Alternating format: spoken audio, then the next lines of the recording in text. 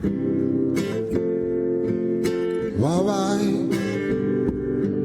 Yeah. Hi. Lord is my shepherd, I shall not want. He makes me lie down on green pastures. He leadeth me beside still waters. He restored my soul. He walks me through the paths of righteousness for his name's sake. Even though I walk through the shadows of death, I fear no evil, for the Lord is with me. His rod and his staff, they comfort me. He's prepared a table in the presence of my enemies. He's anointed my head with oil, my cup runneth over. Surely his goodness and his mercy shall follow me for the rest of my life, and I will dwell in the house of the Lord forever.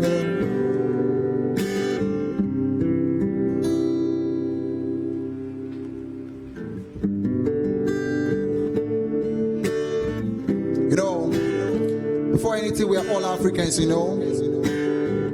So I want to dedicate this song to all Africans out there. Listen. They're trying to kill Africans with extinction for so long. So they brought a deadly sickness from the heart of Babylon. We got to make a decision to save the next generation. So our only obligation is to find the solution. See, so we can fight this corona, hey, and chase this corona away. Let's fight this corona, Africa, and chase this corona. See, we got to practice social distance. We got to shake from a distance. We got to hug from a distance. We got to kiss from a distance. Me say, practice social distance. We got to shake from a distance. We got to kiss from a distance. We got to, see, wash your hands under clean running water. Rub your palm with hand sanitizer. Wear the face masks and protective hand gloves. And you always got to try to stay at home. Me say, wash that hands under clean running water. Rub your palm with hand sanitizer. Wear the face masks and protective hand gloves. And you always got to try to stay at home. So we can fight this corona, hey, and chase this corona. My people, let's fight this corona, chase this corona, drive this corona. Why yo, why yo, AI, why yo, why yo, AI. See, they're trying to kill Africans with extinction for so long. So they brought a deadly sickness from the heart of Babylon. We got to make a decision. Aha, get it? Our only obligation. You get it? We got to fight this corona. Let's chase this corona. Africa, fight this corona. Mother Ghana, let's chase this corona. Fight this corona. Let's chase this corona. Africa, come fight this corona. Chase this corona. Absolutely beautiful. Wonderful stuff. Zimarima. Wow. How you feeling, man? I'm feeling so high, Ray. You know, I'm feeling like, see as those building day back when they high, man. You like say I did like that's so high, so high. High up in the sky, yeah. Serious Soaring like matter. an eagle. Absolutely beautiful. Yeah. So how long did it take you to put this song together? Actually, I think it was, let's see, let me be frank, 2 days thing. It was actually a 2 days thing. Because I got some other things that I was doing at the time. So, but the vibe keep coming, like, because I'd be personally like reggae. Sorry, can I switch to my Ninja? Because I feel very comfortable when I find with my vernacular. So I'd be personally like reggae music a lot. Saying, so the vibe just they come. Fight this corona, hey, and chase this corona. But to put the verses together, that was what kind of took a little bit of time. I had to come up with a first verse and relax, carry my guitar, play small. Then the next, as you say, verse 2, because I actually wanted to do a verse 1 and, you know, for not too long. But the next day, I believe, say, some vibe they come, and I believe they are the same vibe for the song. So I carry guitar, they are the same rhythm. So I just had to join everything all together like that. So the whole idea is to put the message out there to educate the masses on Corona. Wow, that's beautiful. So you are Nigerian based in Ghana. How long have you been here? Wow, I don't take for you. I don't talk Ghana boys. I've been in Ghana for like a decade now. Oh wow. Yeah, that's I've been in Ghana for a decade now. Yeah. So how would you describe yourself? What kind of music do you do? Well, I think I'm a messenger. I try to send message out there. You know, I like songs where, you know, gets message, something we could tell person. Because I listen to people where they tell me something. You understand? And at the time, you see, this live music, I started from small, they play them. So, you know, live is all about message. See that thing? But at the time, I couldn't just say the digital stuff said they come in. And the digital stuff demands an engineer playing beat for you, make you quickly get some vibe. You see that thing? The dance thing. So at the time too, I had to go into that, you know, because that is the marketable thing. Okay. You see that thing? The dance. But my preference, which I like to do naturally, is to send message. Wow. Yeah. So how many songs do you have to your credit now? Wow, my song's plenty. How long have you been doing it, and how many do you have? A lot of songs. A lot of songs. Because when I was playing guitar, I say like I was going around playing to people, and that was where I was able to build some confidence for myself. See, sometimes I feel they see people sit down like this, maybe some lovers sit down, maybe for Labadi Beach, those kind of places, some set up for street stuff. I just something just say, Charlie, go play for these people. I feel just pull my guitar, come out from the back. I go meet them, say I want vibe. Sometimes they will be like, please, we are busy. But you know, if you really want to get lovers, make them listen to you. If my man and woman, like, talk something we go, like make the woman, you know, her mind calm down. So most of the time when I see guys, they be like, maybe I did disturb the guy. So I go do this, I go try pacify the woman. Once she be like, okay, let them just play one song for us then. So you're actually helping guys out there. Yeah, and in a way too, I was actually training myself. See, when I was doing all those things, some people don't really know. Sometimes they give me money for that. You know, when I first came to Ghana, I survived from playing guitar. Oh wow! Seriously, my feeding morning, afternoon, night was guitar. Awesome. Who are some of the acts you've worked with so far? Keche, Tiny, Obolobo. Oh okay. Tiny, Eze. Oh okay. Jimmy Black. All right. A lot of. So, where can we find you? I mean, on social media, what are your handles? Zimarima Music on social media. On all social media handles, Zimarima Music. Awesome stuff. We're going to enjoy more music from Zimarima later on the show, but right now, let's go for our quote of the day. And our quote of the day is coming from William James, and it says, "It is our attitude at the beginning of a difficult task, which more than anything else will affect its successful outcome." It is our attitude at the beginning of a difficult task, which more than anything else will affect its successful outcome. I think this is a beautiful quote. It tells you that whenever you're about to embark on any task, any challenge life may throw at you, the perception you have of that thing, if you officially tell yourself, this is hard, this is difficult, I'll fail at it, then it will manifest itself into the kind of actions you will take. And obviously you end up failing because you started out with a mindset of failing. But if you see it as a brand new opportunity to get things right, to succeed, then you will go the extra mile. You would, you have a bit of grit, a bit of resilience, and before you know it, you've succeeded. So anytime life throws anything at you, start with your attitude. I think that's true. I mean, having a positive attitude goes a long way to inform whatever decisions you're taking. So say you have a plan you're looking to work on, but every day you're saying to yourself, this looks so huge, this looks so magnanimous, how do I go about it? It wears you down.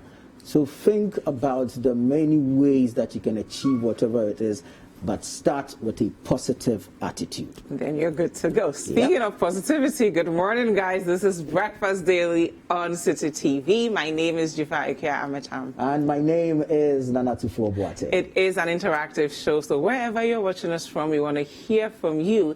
Just use the hashtag Breakfast Daily to contribute to the conversation. And of course, you can send in your messages via WhatsApp using the number 0550585832.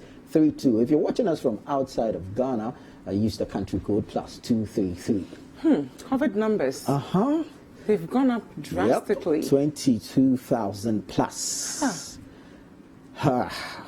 We keep hearing this, and then it begs the question: are we chasing after this virus at all? I mean, we're recording in excess of 800 cases a day, and it's really worrying. It's really troubling. As you can see there on your screens, we have 22,822 cases. The total active cases are 5,129, and of course, the recoveries/discharged cases are at 17,564, and I think we should all do our best to stay safe. Really, safety is the most important thing right now. It's a personal responsibility. I mean, salvation is personal, so treat it as such. You're seeking salvation now. You're seeking for your own health, so treat it as such. As just stay safe. And of Wear course, your mask, wash your hands, use the sanitizers, practice social distancing. That is the way to go now. Yeah, and the number of people who have passed on, unfortunately, is still at 129, and we'll keep you updated throughout the show on the COVID cases. And some information you're not seeing on there has to do with the number of people in intensive care now. Yeah, there are some 24 persons now in intensive care. Definitely. Now, if you're experiencing any problems in your community, your roads are bad, your hospitals are not good enough, your schools are not well, and you want policymakers to improve on those things, you have a unique opportunity to draw the attention of the president to the problem.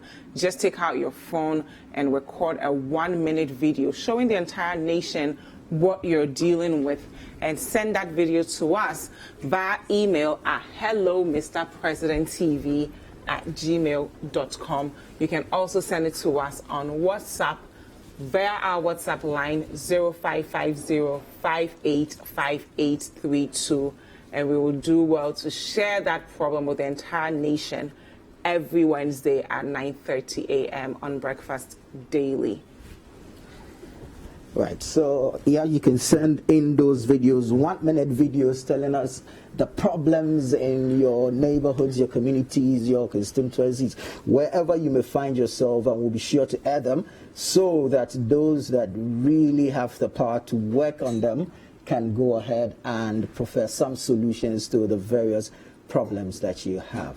Right, so there are those that bring events to life. There are those that breathe and speak life into events. There are those that bring color to events. You're making me miss attending events.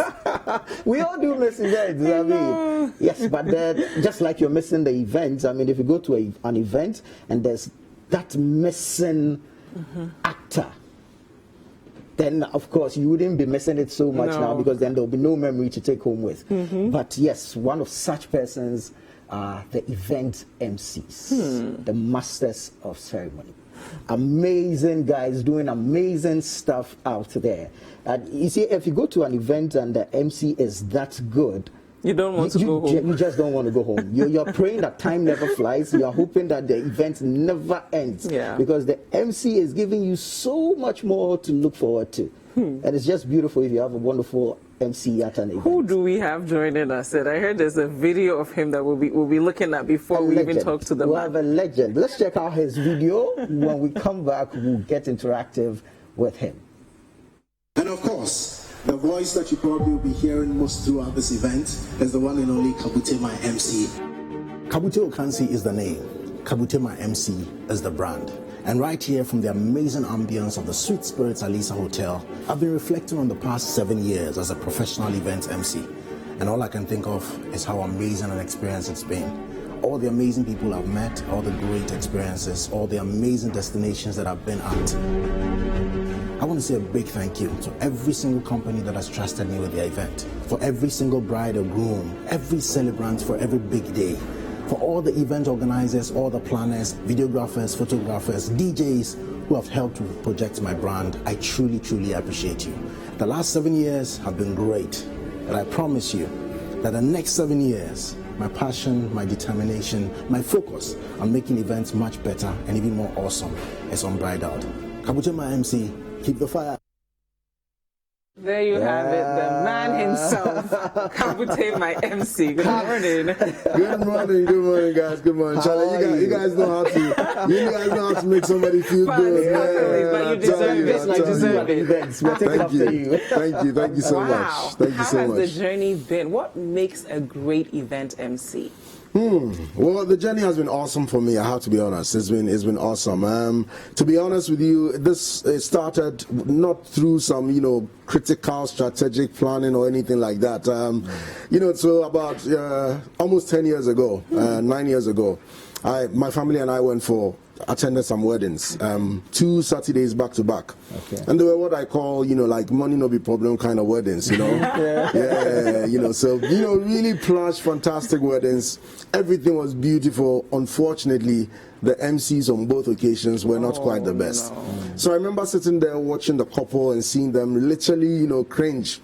And so 2 things went through my mind. I felt, okay, you know what? At least for your wedding day, for a celebration, you deserve something better. Yeah. Then after a while, I was like, Charlie, if this guy is the only guy there, I'm sure I can do something. Yeah. So it stayed with me for almost 2 weeks. Wow. And then, one day I just went to work in the morning, and then it just hit me. So I went on Facebook. I remember 7:30 in the morning, I went to Facebook and I just created a page, Kabute My MC. Wow. No picture, no background, nothing. I just created the page and just left it and went back to work. I was working with a consulting firm at the time. So throughout the rest of the day, after lunch around 1:30, out of curiosity, when I came back, I just went to open. And to my shock, I had my very first inquiry. Wow. Yes. That inquiry ended up being my very first wedding on the 30th of April, 2011. How was it? It was amazing. It was amazing. I was excited when she called. I couldn't believe that somebody would be willing to trust me just because of my name. There was no picture, there was no description, no video, nothing. So I asked her why. She's called Myra. I asked Myra, why makes you think and she's like, well, I've seen too many weddings go bad in the name of my funny cousin, my funny schoolmates, my this. And so she had sworn that it won't happen. She wants somebody who does it for themselves. So after looking around and not finding anybody, out of frustration, she also went onto Facebook that morning and just typed MCs in Ghana. Wow. And because I just created my page not too long ago, it popped up. And then that was it. But that's a lot of pressure for you because now you have an official client. How did you prepare for it? I was excited, but I was freaking out as well. Because for the first time, I was being paid for a service. Yeah. And so I didn't have the luxury of an excuse if it didn't go well. It had to go well. Yeah. So this was about end of January, and the event was end of April. So within that period, I started putting my thoughts together, trying to do a bit of research, deciding on the program outline and on different things I could do at different points, just to make it a bit more engaging, a bit more exciting. And to be honest, it really, really went well. At that very first event, people kept going to the bride and asking her, because at the time there was nothing like professional event MC. So people kept going out, who's this guy? Is he like Is your cousin? or something? Long lost He's like, cousin. oh, no, I found him on Facebook. Oh, wow. So then they'll come to me and they'll ask, I remember I didn't even have a card.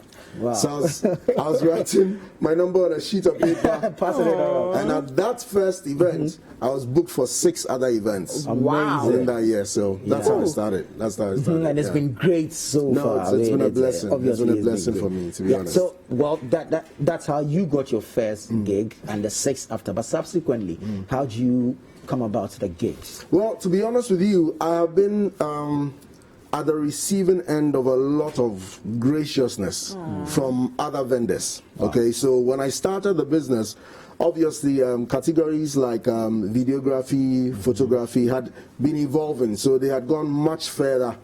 So for a lot of the event organizers at the time, they could control almost every aspect of it in terms of who would do what. Yeah. But whenever it came to MCs, because at the time, if you are, up there, then maybe you could go for a radio presenter or a movie actor or something like that.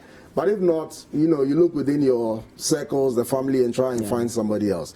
So they always had to depend on the couple to come up with somebody. Yeah. And when it happens like that, it's not in your hands, it's not in your control, you understand me? So when I started, and the experience was quite different for even the vendors, they were very pleasantly surprised. And of course, when the MC is great, it affects everything. The pictures look better, the videos look better because the expressions are more genuine. The emotions are better. Exactly. So a lot of the photographers and videographers especially, on their own volition, started doing like 1-minute cutouts of my performances at the events and putting them out. So they became your evangelists. Exactly. So without any pre-arrangement or discussion or anything like that, they created a buzz around my brand. Yeah.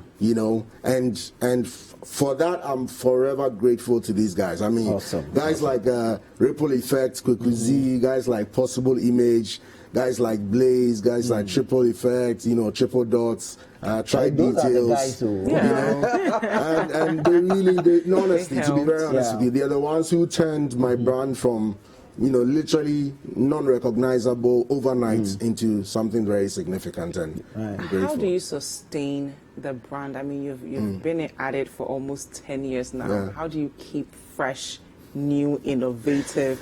How do you do it? To be honest with you, I love this. I really do love this. Okay, and so for me, my passion about going for the event is beyond just a job or something I'm being paid for. I really love it for myself, and it's become my free party every weekend, more or less. So someone said event MCs have the best jobs ever. So what I realized was that, with a lot of recognition comes a bit of pressure as well, because now the next bride who saw a certain exciting video and on that basis booked you Would want that same excitement. No, actually, they want the same excitement, but not the same thing that generated that excitement, because they want something special for themselves. So I fall into all kinds of things. I fall into my own gifts. When I started initially, I remember I used to do a bit of dancing at events. I used to sing at events, and I'll do these things I have planned it, but nobody else knows. So it almost comes out off the cuff. And those things tend to get the best responses, Exactly. And, little things that with experience, as I built on with experience, because I honestly tried to do a lot of research, but I realized there wasn't really like any body of information that an MC could go to. Like little things like for example, it will shock you the difference that acknowledging the parents of the bride and groom, the difference it makes in the entire atmosphere of the reception. Because think about it. Chances are the parents are paying. Yeah, they're the people bankrolling. So more than 50% of the people there are there because of the parents. Just by acknowledging the parents, all of their friends and their contemporaries feel acknowledged. Exactly. And all of a sudden, they just like you. Wow. And as an MC, the worst thing you can have is to have the audience be indifferent towards you. Yeah. If they are even antagonistic towards you, you are better off.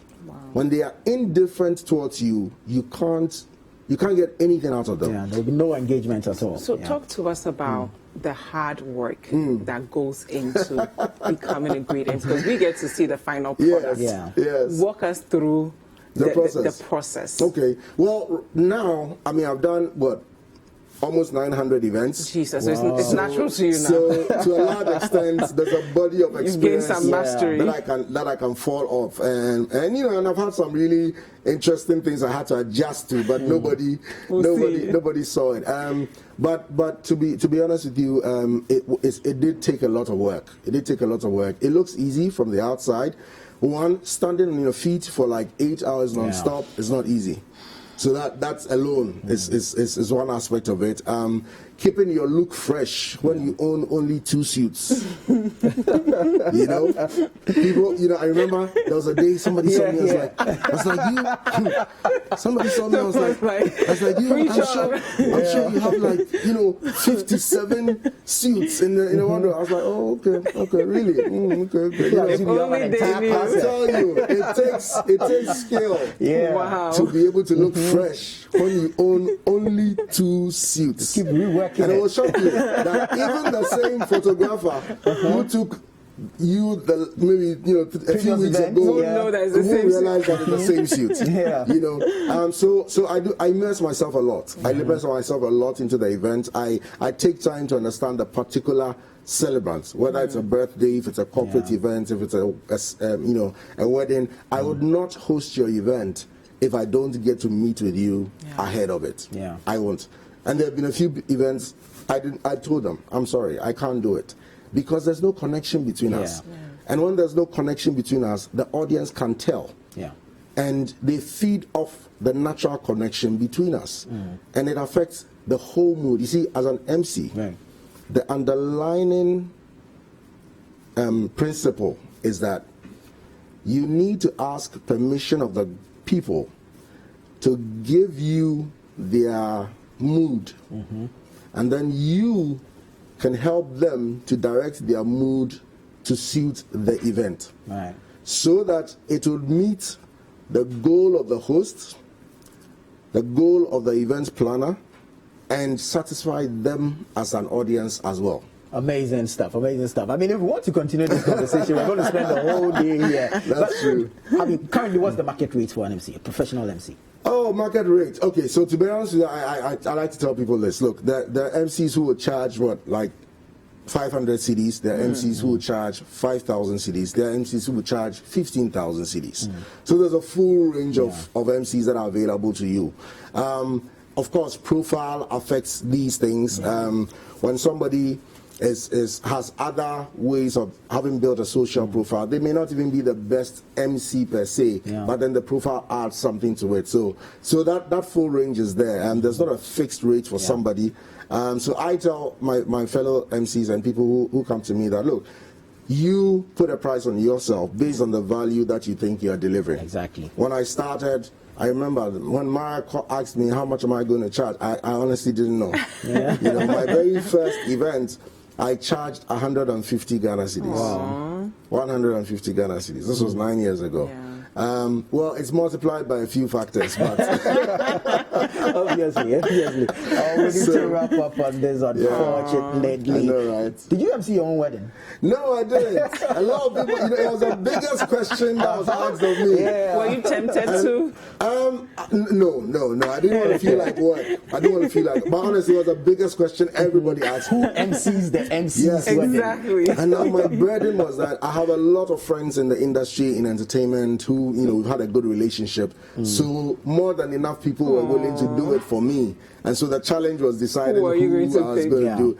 Eventually, my brother Natalia Ato had just gotten married the week before. Wow. Left his honeymoon hotel to come and host for me and then go back. So that was great. Where do we catch you on social media? Oh, Kabute my MC everywhere. Kabute my MC everywhere. Awesome. And if I may just take a brief moment to just really show appreciation to everybody. I mean, I think that people have been very, very gracious to me, to my brand. This whole thing about MCing really came out of nowhere. And for some reason, has been bestowed some sort of leadership on me, and I'm truly humbled. I'm truly, truly grateful for it. It has literally changed my life. You know, and thank you for this chance to be here with you. And My thank first you time so on CTV. much. Yay! First time. Yeah, Thank you. We hope you keep coming back. Why not? Why not? Why not? When you guys are this nice with your fans, I can come so many times. Thank you. Thank you so much. I'm grateful. Kabute, my MC, amazing guy, Yeah. event MC extraordinaire. I mean, it's just super to witness him do what he does. I mean, you have a bit of experience in that as well. No, we'll keep learning. We get there. Keep learning. Thank you guys so much for joining us. This is still Breakfast Daily on City TV. My name is Dzifa Ametam. And he is. I am Tuffour Boateng, and the news review segment is next. Don't go anywhere.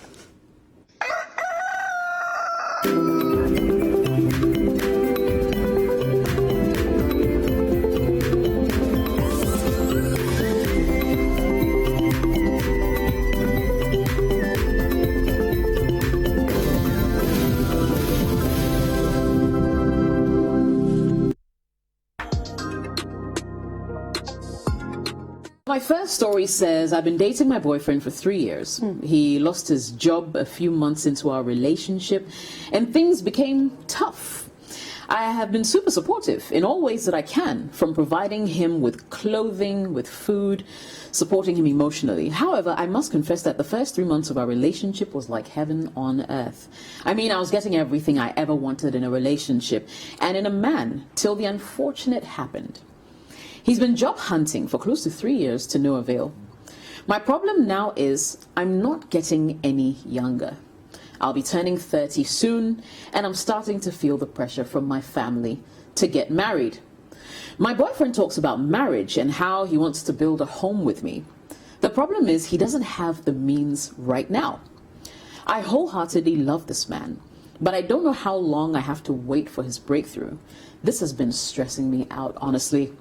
I recently gave him a 2-month ultimatum to step up his game. That is, he gets a job or a small business running for him, or risk losing me.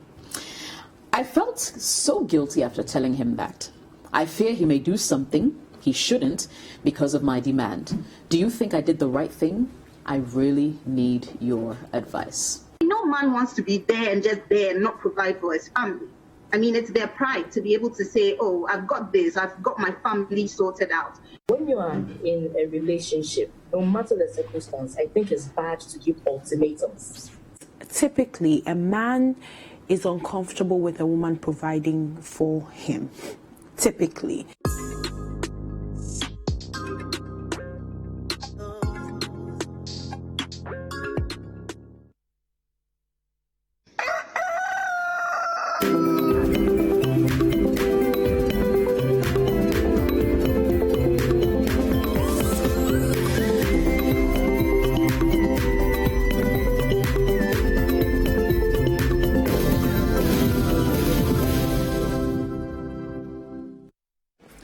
Welcome back. This is still Breakfast Daily on City TV. Thank you so much for staying with us. We'll take a look at our newspaper headlines, then some online stories, and then we'll introduce our guest.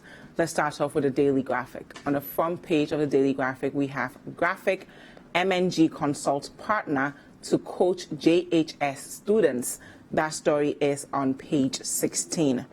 COVID-19 infections, state institutions shut down. That story is on page 3. GES investigates death of KNUST SHS student, head mistress interdicted. That story is on page 16.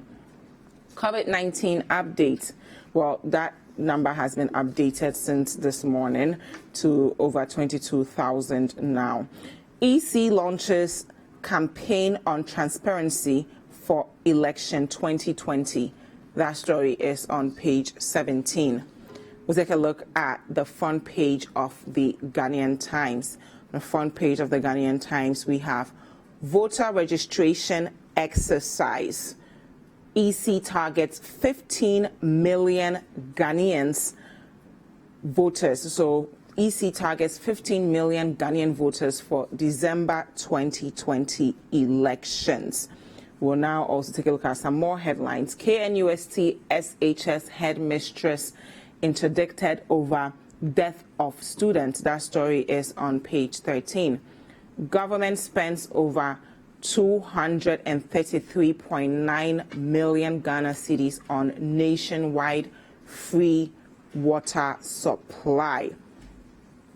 COVID-19, Chief Justice self-isolates for 14 days. That story is on page 13. We'll now take a look at the Daily Statesman. On the front page of the Daily Statesman, we have GES interdicts student school head for death of student. That story is on page 2. Over 2.2 million register under EC's phase 1 voter registration. That story is on page 2. City's performance all-time best since 2014. That's coming from Dr. Ashley, and that story is on page 2. We'll now take a look at the New Crusading Guide. On the front page of the New Crusading Guide, we have CJ in isolation over COVID-19 fears. It's a picture of the Chief Justice, Kwesi Enin Yaboa, and that story is on pages 3 and 10. EC unveils Let the Citizen Know campaign. Lawyer runs from court over 600,000 Ghana cedi debt. Now we'll take a look at our final newspaper, the Chronicle. On the front page of the Chronicle, we have ex-GPHA manager pays 1.257 million Ghana cedis for DG job. Oil license accuses national security operative of defrauding him. That story is on pages 2 and 3 of the Chronicle. Now we'll take a look at some online stories from citynewsroom.com. Shutdown of schools inevitable if chaotic incidents continue. That's coming from the GNECC.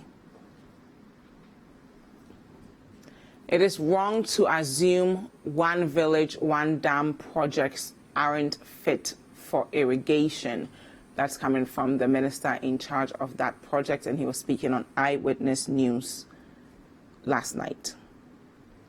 In Prioso SHS, 9 students in isolation after suspected COVID-19 infection. COVID-19, Ghana's case count hits 22,822 after 854 new infections. Opoku Agyeman's selection proves NDC's commitment to involving women in decision-making. That's coming from former President John Dramani Mahama. We'll take a look at some business news from citybusinessnews.com.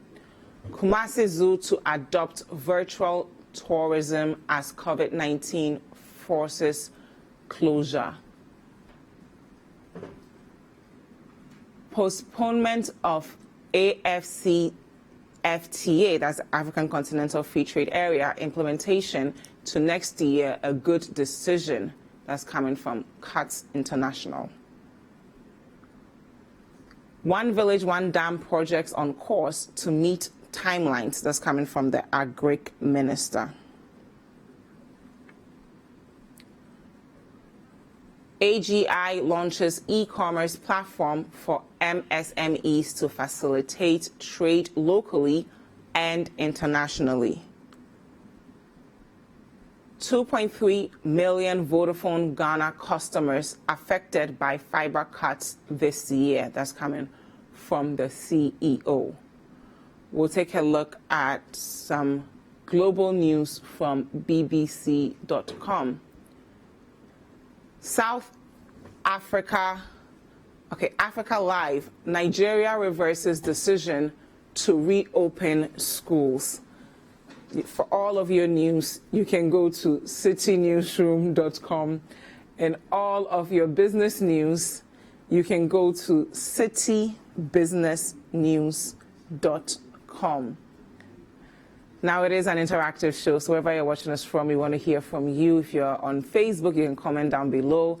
If you're on other social media platforms, the hashtag is Breakfast Daily. And if you'd like to reach us directly, our WhatsApp line is 0550585832. If you're outside Ghana, you still like to contribute to the conversation, you can use the country code +233. I have been joined by Richard Nyama, who is the Deputy Director of Communications for the NPP. Good morning. Good morning. How are you? I'm good. And you? Thank you so much for being with us. You're welcome, and thanks for having me. Great. So we'll take a look at first the COVID-19 cases, and then we'll continue the conversation. And I'll be reading from citynewsroom.com. It says here, COVID-19, Ghana's case count hits 22,822 after 854 new infections. So 854 new cases have pushed the number of COVID-19 infections in Ghana to 22,822 as of Wednesday, July 8, 2020. The latest update, as announced by the health officials, put the number of active cases at 5,129. This follows the recovery or discharge of 17,564 persons who have been infected with the virus. The number of deaths recorded in the country as of the above date remains at 129. Now we're going to take a look at the regional breakdown. Greater Accra region is at 12,560, Ashanti region 4,824, Western region is at 2,045, Central region 1,064, and then we go down to the hundreds in the Eastern region, Volta region, Upper East region, Northern region, Western North region, Bono East region, Oti region, and then we go into the 90s, which is Bono region.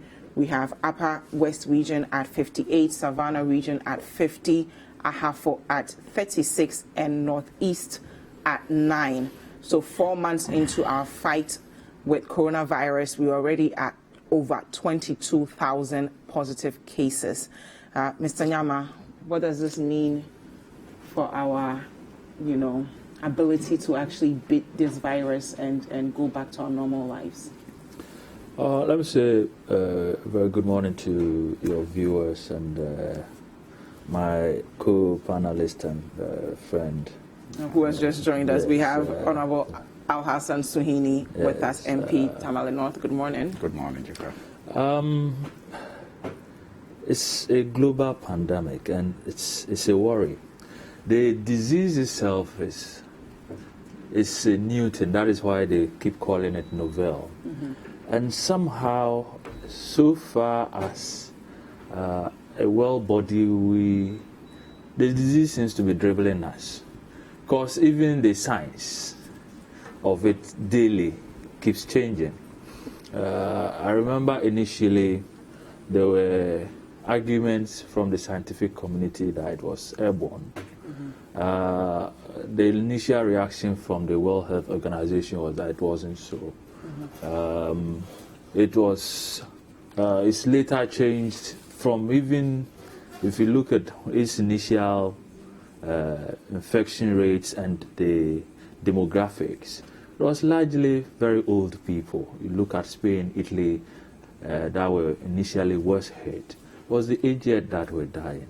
Today, it is shifted, and it's the youth that are carrying it across. And once it gets into that segment of the population, it's very difficult to control. Look at it.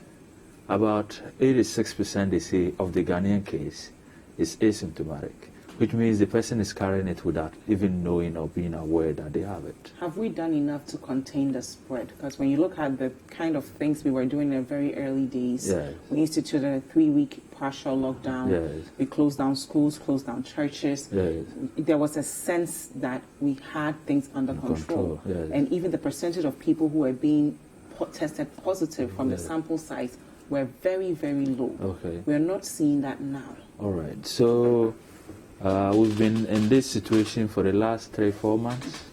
Are you suggesting that we should still be under lockdown? Nobody goes to work? And how were you going to feed for that 3-4 months? I'm asking you that yes. in the 4 months, we are Yes. now in the 22,000s. Yes. There are more people testing positive, even though we are not testing as much as we used to. What does that say about our ability to contain the spread as a country? And I'm doing a trend analysis. Mm-hmm. The disease, when it started in January globally, was at 100,000. Mm-hmm. In January, by the end of January, I think even February, we're still looking at about 100,000. Today, the global number is hitting 12 million. We've passed 11 and we're going to 12 million. That is the situation. Mm-hmm. The disease has come to stay. And we need to realize that and find our way around it. If we say we're going to put everything to a halt because of the disease and then resolve it before we have our lives back, unfortunately, life doesn't work that way. You cannot put a stop to life and then hope to kickstart it 3-4 months down the line. But a lot of it, the success or otherwise of it, is down to human behavior. Okay. It is the government is giving us guidelines and advice based on the sciences available to it as a government. Mm-hmm. Initially, the laws that were under emergency enacted to ensure that we had a handle on it.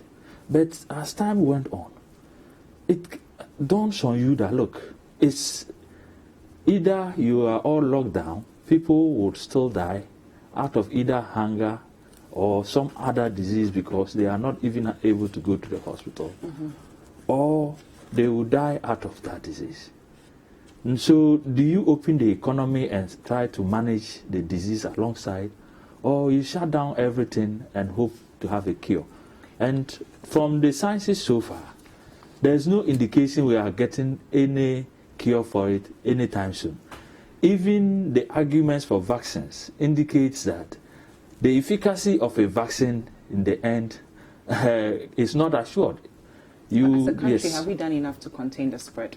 Oh, we naturally could do more as a people. Okay. And that is why I'm saying that as individuals, you see people on TV say that the thing does not exist. It doesn't, they are too strong or too young to die out of it. And doesn't that reflect our failure as far as educating them if they're saying these things 4 months into? Oh, please. So how are you supposed to educate such a person when you have gone to the extent of enacting laws and even arresting people for not obeying those laws? What again? Okay. Your media house and every media house that I am aware of, initially the education argument would have been made.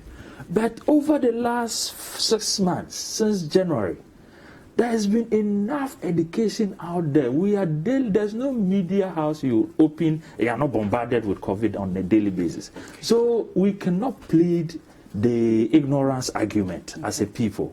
For me, we can let's appeal to everybody to obey the protocols. Even obeying the protocols does not necessarily protect you, because people have done all that they are supposed to do under the protocols and they still catch it, because it's very difficult to actually identify where the disease is from. Thank you. And it's a problem. Okay, so we have a story here in the Daily Graphic that I want to tie into what we're discussing. It says COVID-19 infections, state institutions shut down.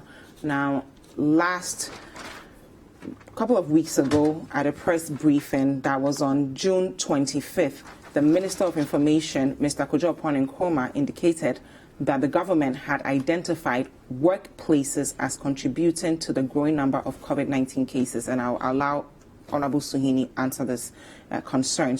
And I'm going to quote the Information Minister. Some of the new cases that are coming are predominantly coming from workplaces, while we are tempted to believe that it is coming from the general community spread. The details suggest that most of the significant number of concentrated within the workplaces. So we've heard news of the Ministry of Finance closing down as far as COVID-19 is concerned. They've tested their staff and they are waiting for the results. Cocoa Board has also shut down as of Monday due to coronavirus-related fumigations. BOST also, some of their staff have come out positive from coronavirus. Gridco, same thing. And yesterday we heard that the Chief Justice is actually self-isolating because of some coronavirus-related concerns. Honorable Suhuyini, your thoughts on all this? Well, once again, good morning to you, good morning to Richard, and good morning to our viewers, especially the very good people of the Tamale North constituency. I just want to start off by saying that information is not the same as education. Okay. Yeah, so the fact that people are bombarded with information every day on social media does not translate into the need for them to be given proper education as far as this disease is concerned. Okay. And from day one, I have made the point that I think that that for the media's own initiative of carrying out discussions on this, I shudder to think that the education that is required as far as the handling of this disease is concerned would have been much poorer if it were just left for government and our traditional outlets when it comes to educating citizens. But almost every week we hear from the government on coronavirus updates. What more would you want the government to do? You see, when we were going to change from driving from right to left, or left to right. No, right to left. Yes, there was a certain education that the nation undertook at a time that media was not as plural as it is today. That was sending out the NCCE on the fields, the information service departments and others on the field. And this has been replicated in other national undertakings that we have seen. Okay. So reducing this very necessary education on COVID to platform addresses by, say, the President and the Minister of Information, for me, is not enough. When we're going to do a referendum, we saw how we engaged the citizens to see the need for such a referendum to be done. That's the sort of education that is lacking in this particular fight, and that's the point I'm making. But having said this, Dzifa, I find it very, very, let me say, contradictory that the presidency, or if you like, the president's office, private office, is shut down, despite all the privileges that he has in the world to protect himself from COVID and his staff, is shut down. The Chief Justice, despite all the privileges that he has to protect himself and prevent himself from contracting the disease and his staff, is shut down. BOST is shut down. Cocoa Board is shut down. The Finance Ministry is shut down. Yet, these people are all part of the reason why Ghanaians have to stop staying at home and move out to queue to register for a voter registration card. But that's our constitutional right.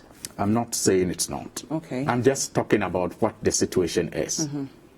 It's our right to do, and I urge every Ghanaian everywhere to take that individual responsibility of protecting himself or herself, even as he exercises the civic responsibility. Because you see, if you do not, because of the fear of COVID, the people who have made it more risky for you will continue to take decisions for you. And you never know what other terrible decision again they will take in the future. So I urge everybody to go out and register. But the point I'm making is that I'm just painting a picture out there that the people who are so privileged to protect themselves from the virus have even had to shut down their offices. Yet they are responsible for the reason why we have to move out and queue, expose ourselves to the disease. And they are the reason why our wards are in school. And with little protection, given the reports of the people who are getting infected in the schools today. They do not think that we should shut our doors and stay home. They do not think our wards should not be in school, but their officers and workers must be at home. They must close their offices down. So, you see, we are where we are because of leadership paralysis. Okay. Complete, clueless, thoughtless leadership is what has brought us to where we are today. Just as these institutions, once a case is detected, we do what we need to do to protect the students, and schools have been doing that. The EC has been doing what it can to ensure that people do not spread the virus while they go to register. So I'm failing to understand the connection you're drawing between the two. Well, then you could have said that the finance ministry shouldn't close. Why? If one person is infected, like in the school, they do what they have to do, isolate the person, and continue working. Okay. Just like you say in the schools, it's happening. Why is that not enough at the finance ministry or Cocoa Board, that it is okay for the student? Okay.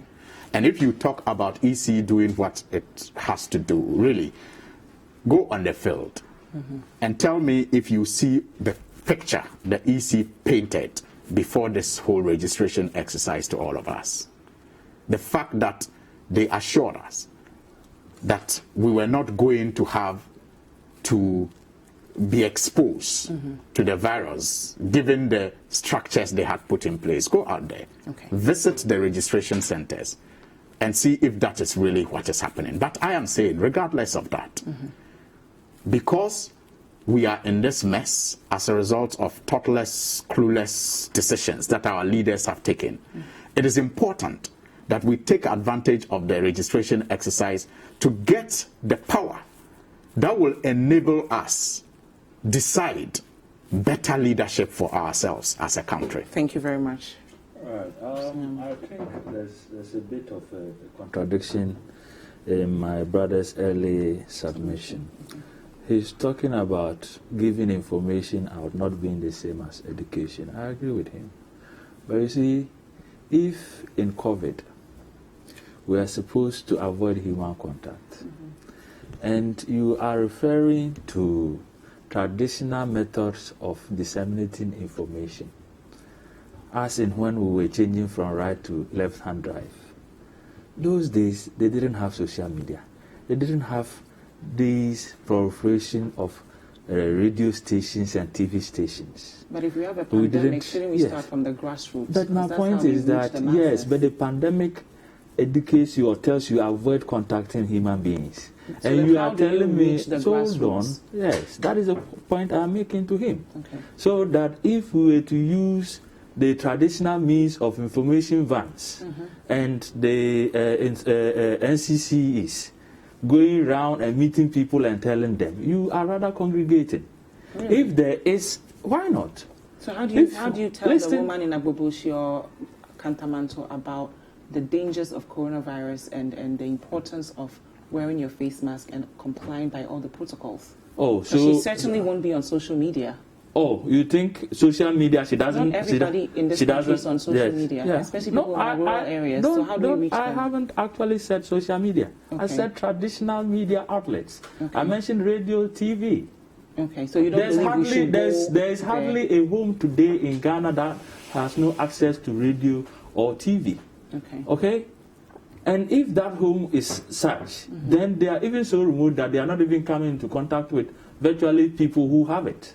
And so they may rather even be protected. But I'm saying that if you are suggesting that we should actually have been using information service departments to go around and educate people, NCCs to go around and educate people, like when we're changing from right to left-hand drive. We are in a different situation. This particular one actually requires that we don't come into a human contact. So that is an aside. But then in the very early days, the Deputy Minister of Information, Paris Anamhajide, actually said the government was going to do exactly that. Go into the communities with these vans and educate people. Now, but in what quantities can you do that?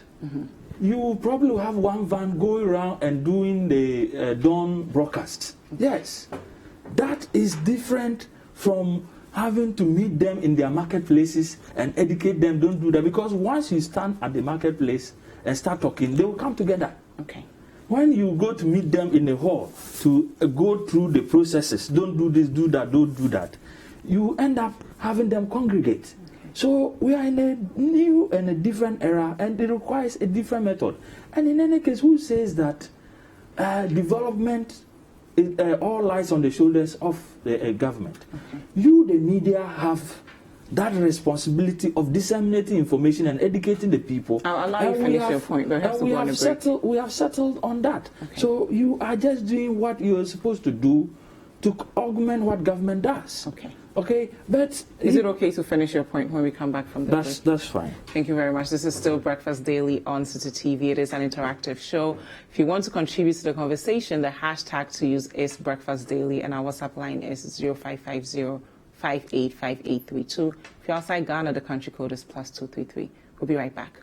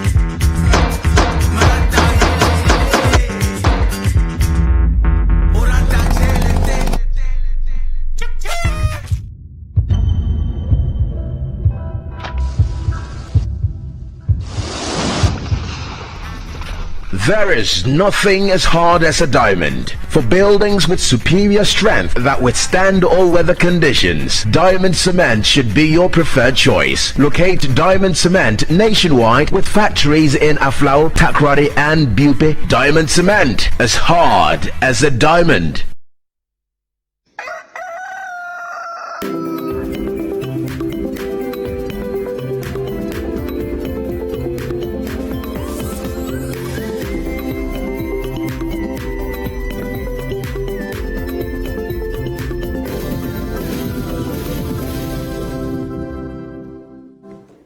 Welcome back. It's still Breakfast Daily on CCTV. Thank you so much for staying with us. Again, it's an interactive show, so wherever you're watching us from, we want to hear from you. Use the hashtag Breakfast Daily and the WhatsApp line 0550-585832 to contribute to the conversation. If you're outside Ghana, the country code is +233.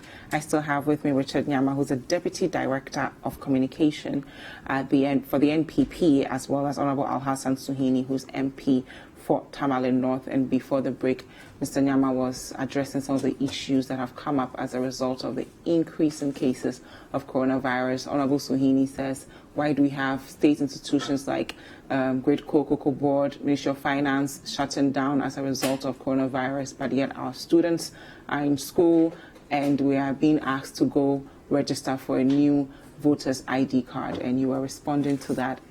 Yes.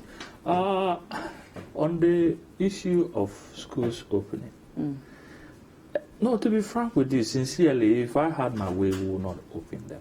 Really? Yes. Why? But because of the fears, okay, that it might serve as an avenue for spread.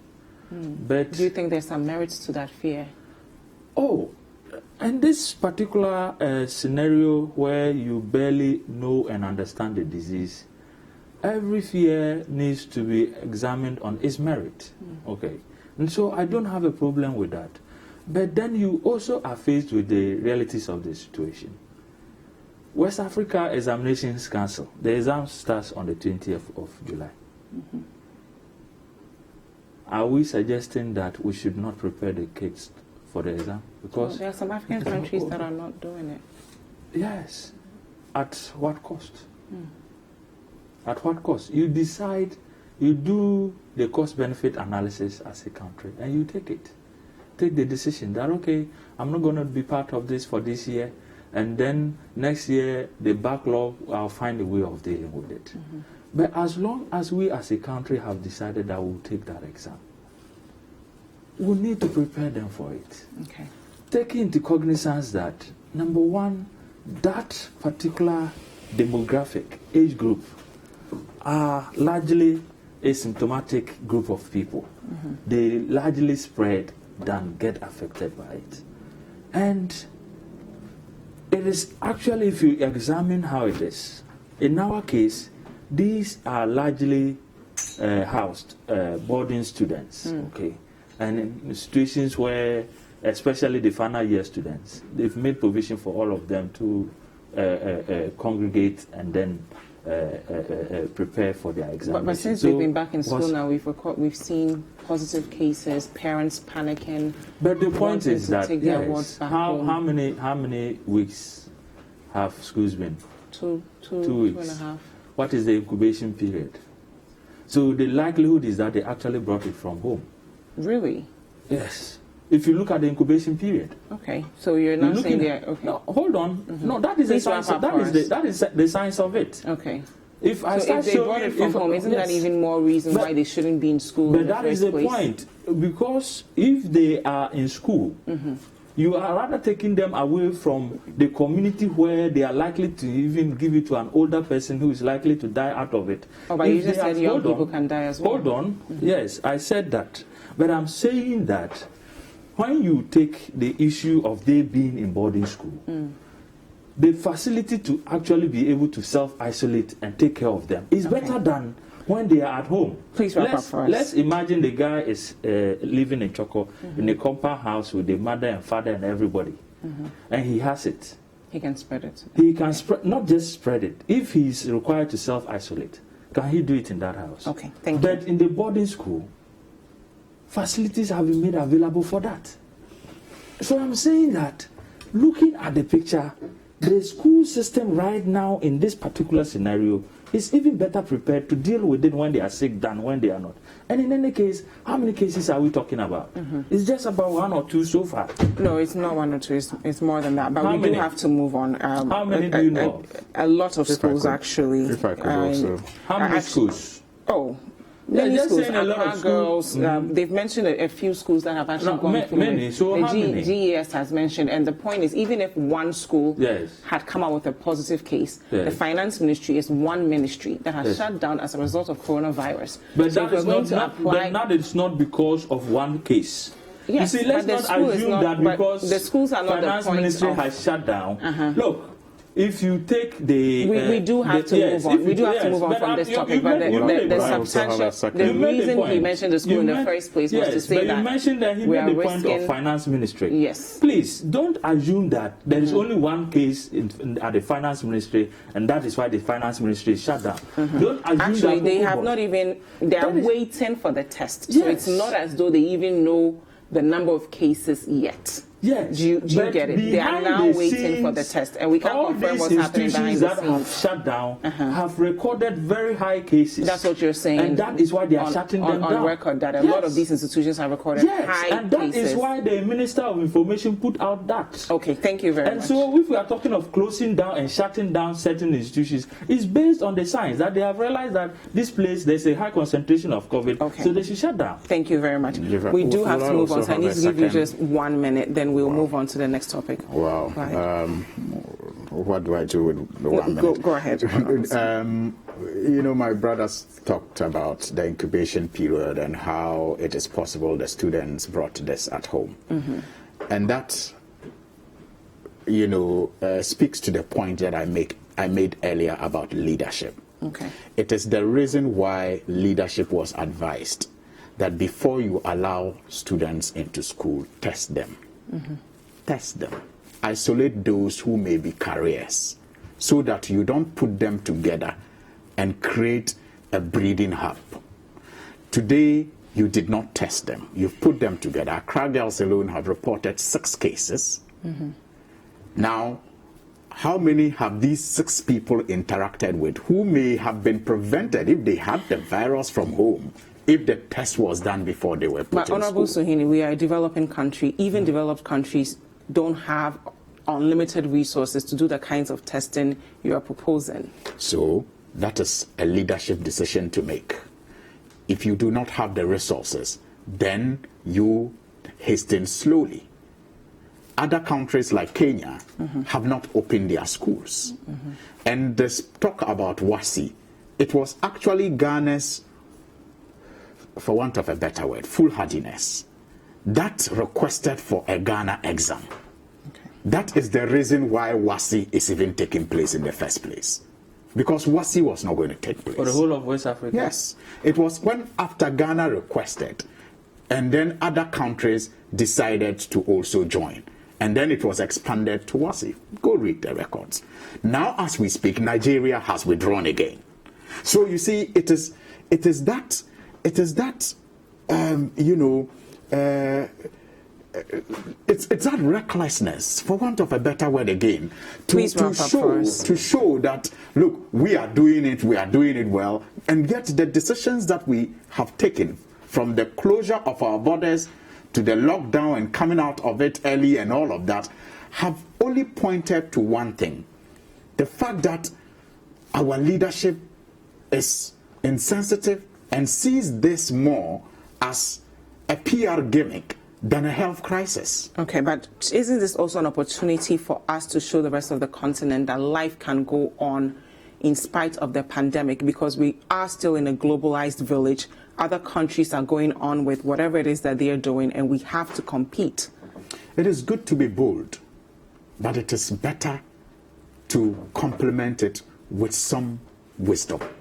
Okay. So you just don't say life must continue when people are falling dead.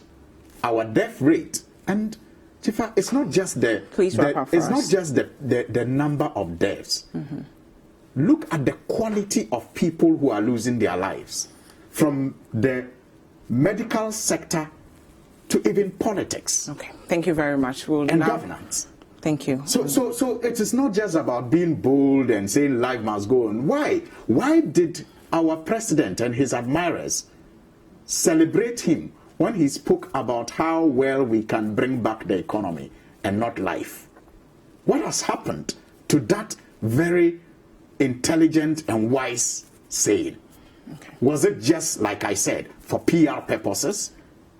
Thank you very much for those. We'll take a look at our second story. I'm reading from citynewsroom.com, and it says here, Opoku-Agyeman's election or selection proves NDC's commitment to involving women in decision-making. That's coming from former President Mahama. It says here, the flag bearer of the National Democratic Congress, John Mahama, says the party has demonstrated its willingness to allow women to participate at the highest level of decision-making in the country by its selection of Professor Nana Jane Opoku-Agyeman as a vice presidential nominee into the 2020 elections.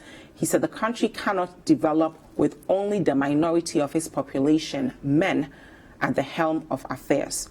I'm going to quote what the president said when he was addressing, or the former president said, was addressing party members in Accra. Nana Jane is an accomplished woman who has made her mark both nationally and internationally, and it is my belief that as a social democratic party and a progressive party at that, if any party must be positioned in the history of our country to create the opportunity for women to serve in the highest office of the land, then it is no other party than the NDC. He goes on to say, we open up the decision-making process to our female partners and show that together with them, we will move our country forward.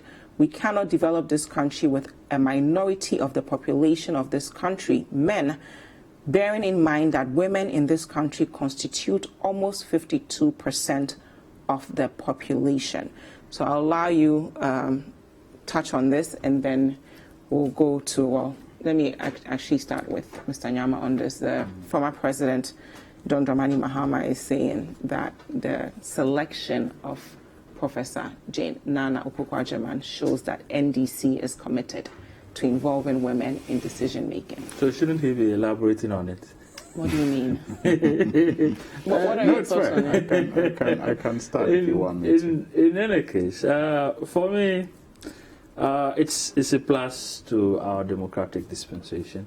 There's always been the clamor for an increased participation of women in our democratic process.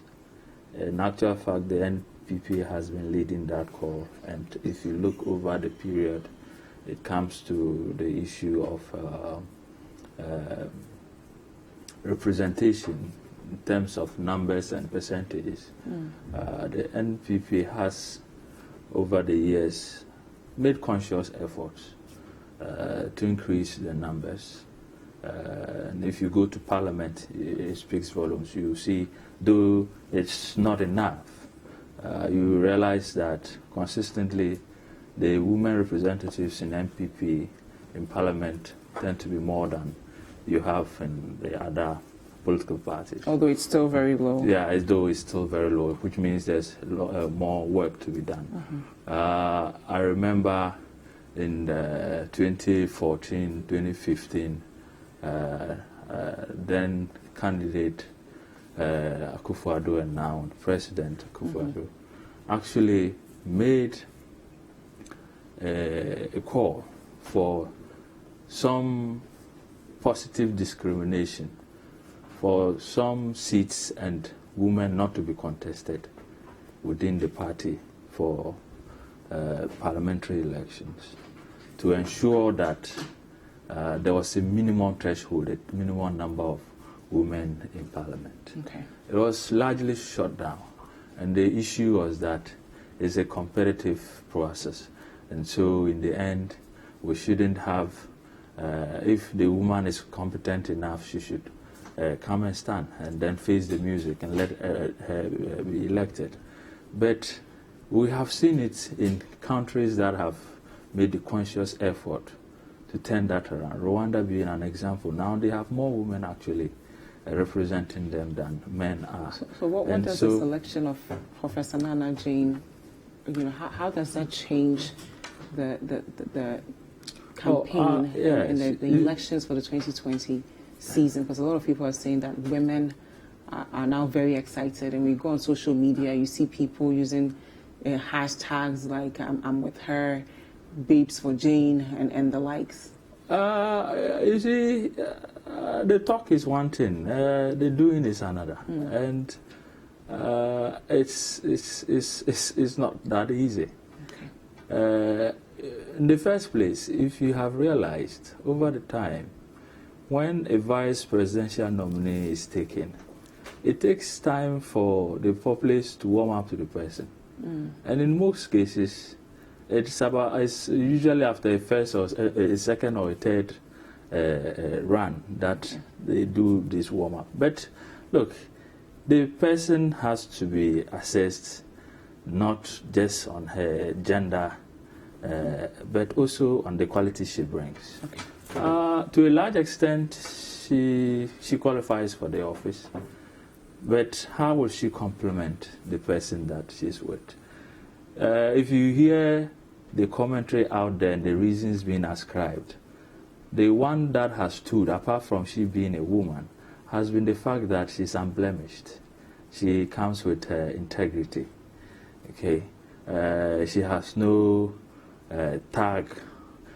She's innocent. Okay, that suggests that the person that she's running with has those issues, and so there's the need for it to be balanced. Okay. Now, if we are doing the balancing act in that sense of it, Dr. Bawumia said something that, look, no matter the quality of the vice presidential candidate, if the presidential candidate is incompetent, is incapable, it will all come to naught. Okay. So it's actually the ultimate.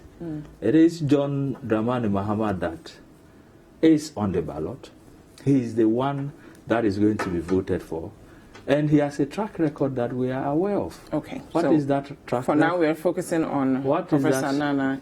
No, but that is... Oh, no. I'll come back to you now, but I want... There's no way you can... To this. In the first place, it was John Dramani Mahama that nominated. You cannot talk about them in isolation. I'll come back to you ticket. On John Dramani Mahama. Yes. Okay. Honorable Suhini. Well, I agree with my brother, and it's fair that you have promised to go back to him to continue on the leg that he started, because obviously you can't talk about the ticket without the one who is going to lead the ticket. Yes, but what do you make of him saying that? So clearly the choice of Professor Nana Jane Opoku Agyemang by the NDC, and for that matter by the flag bearer of the NDC, President John Dramani Mahama, is in line with the long-held tradition of the NDC. The fact that it is a party that gives opportunities to all, regardless of what some may call traditional barriers. In the NDC, it doesn't matter who you are, where you come from, or what gender you are. Once you are, proven and qualified for a position, all those what people call traditional barriers of genders, ethnicity, religion, doesn't come in. You are given the opportunity to contribute your quota to the growth of Ghana. That is why we are social democrats, and that is why in previous elections we have always, even when we are losing, won in more regions than any other political party. But the MPP also include women in decision making. I mean, the former Chief Justice was a woman. We have several ministers who are women. How is this any different as far as I'm talking about the qualities concerned? of the NDC, and that I don't know how that means that the NPP doesn't have some other qualities. Continue. I'm just talking about the qualities of the NDC, and I'm saying that in the NDC there are no traditional barriers. Okay. Once you are proven, we all saw how President Mahama took over with the support of the NDC from Professor Mills after his demise. There was no contest. There was no question of his ethnicity, his origin, it was about the ability to perform. Okay. And I'm saying that the choice of Nana Jane Opoku Agyemang, only goes to confirm that. In the past, the NDC have chosen Muslim running mates, they have chosen Christian running mates. It doesn't matter in the NDC. That's what I'm saying. Those traditional barriers don't really matter in the NDC. It's about what you can do for everybody. Isn't that the standard for the other political parties? Not necessarily, but I'm talking about the NDC. Okay, I know about the NDC and I'm talking about the NDC. Okay. But if you look at the other political parties and you do critical assessment, you will know that it is not like it is in the NDC. Okay. Now, it is also in line with the character of President Mahama, who is able as a leader, has proven it, that he can take calculated, risk in the interest of everybody. I've heard people say that, is this country ready for a woman vice president? That's not something that is going to deter person in the caliber of President Mahama when he sees quality. And Nana Jane Opoku Agyemang is quality, accomplished. Her gender regardless. She has achieved a feat that most men haven't been able to achieve.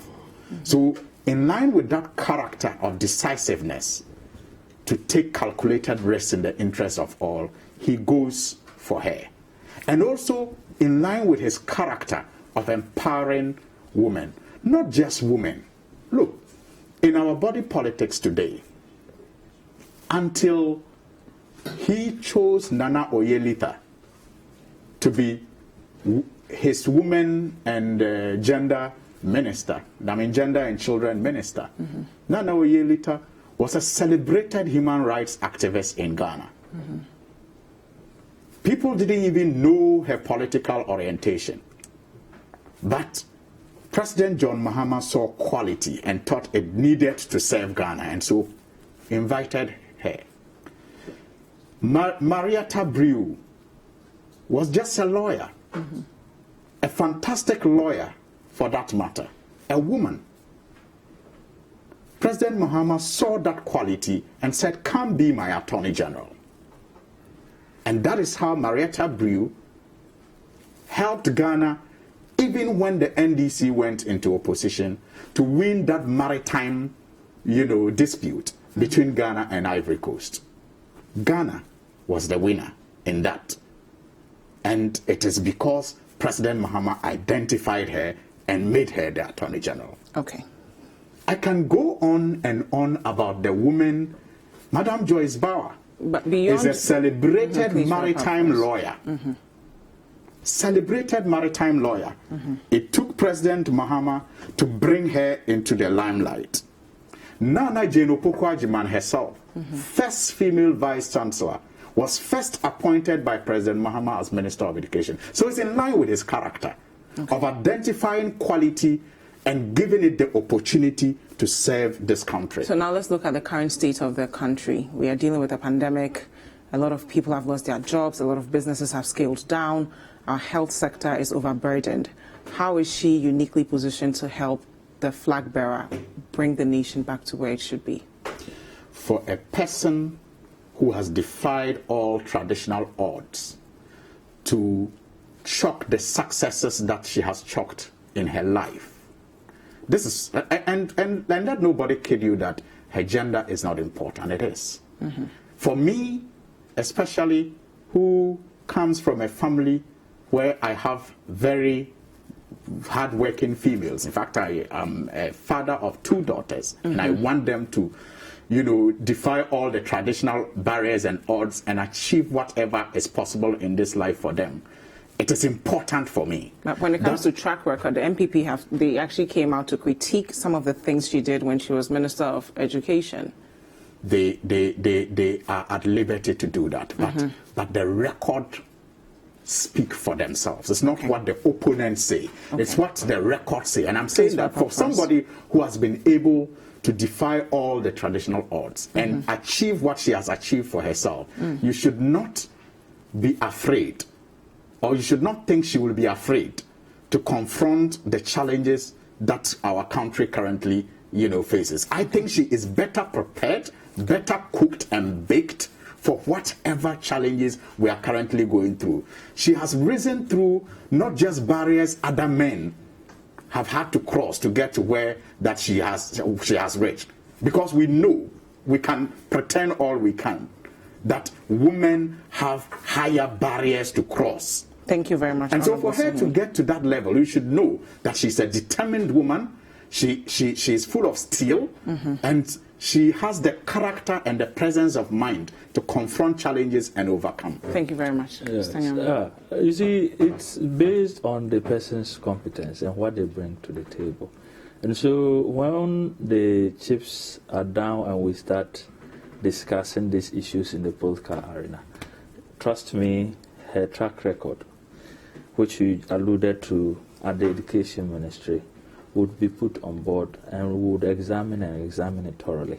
I've realized even the NDC have started running away from some of the track records and I'm blaming it on John Mahama. The issue that teacher training allowance was cancelled by her. Yesterday in their press briefing, they indicated that it wasn't her decision. It was President John Mahama that took that decision. And so it comes to the point that even no matter how competent the second is, it's usually on the first. You ask President Mahama today whether he would take away the teacher training allowances that have been restored if he becomes president. And let's see what answer he will give to that. Okay?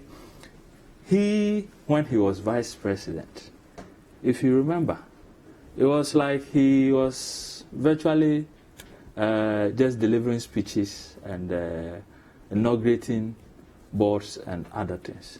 Functionally, he was null and void. Okay, and we are all aware of that. Now, seriously, take it under the Fourth Republic. Which vice president has made the office of vice president so alluring and so inviting and so competent that we now think so well of the office of the vice president? I think we've always thought well of the office of the vice president. I am telling you that if you ask John Mahama, and it was clear at a point, it was like even Koku Anyude, who was more powerful than him. Does this mean that the NPP has nothing to say about Professor Jane herself, and we're still going to be focusing on the flag bearer? I told you that her competence is what we are going to discuss. Okay. If you would give me the time, I'll we go have into that. Unfortunately run out of time. Neither of you will get any bites at all because it is officially 9 o'clock. Thank you very much, Richard Nyama is the Deputy Director of Communications of the NPP, and Honorable Al-Hassan Suhini is MP Tamale North. Thank you guys so much for staying with us. We see some of your messages, but we have run out of time, unfortunately. I'm going to read a few. Good morning, please. I'm watching live from South Korea. I agree with Honorable Suhini from Ankoma Foster in Achim Arebi. Let all get out and register for the safety and peaceful of Ghanaians. Ghana deserves peace for the coming election. Thank you guys so much for your messages. Don't go anywhere. Breakfast Daily will be right back.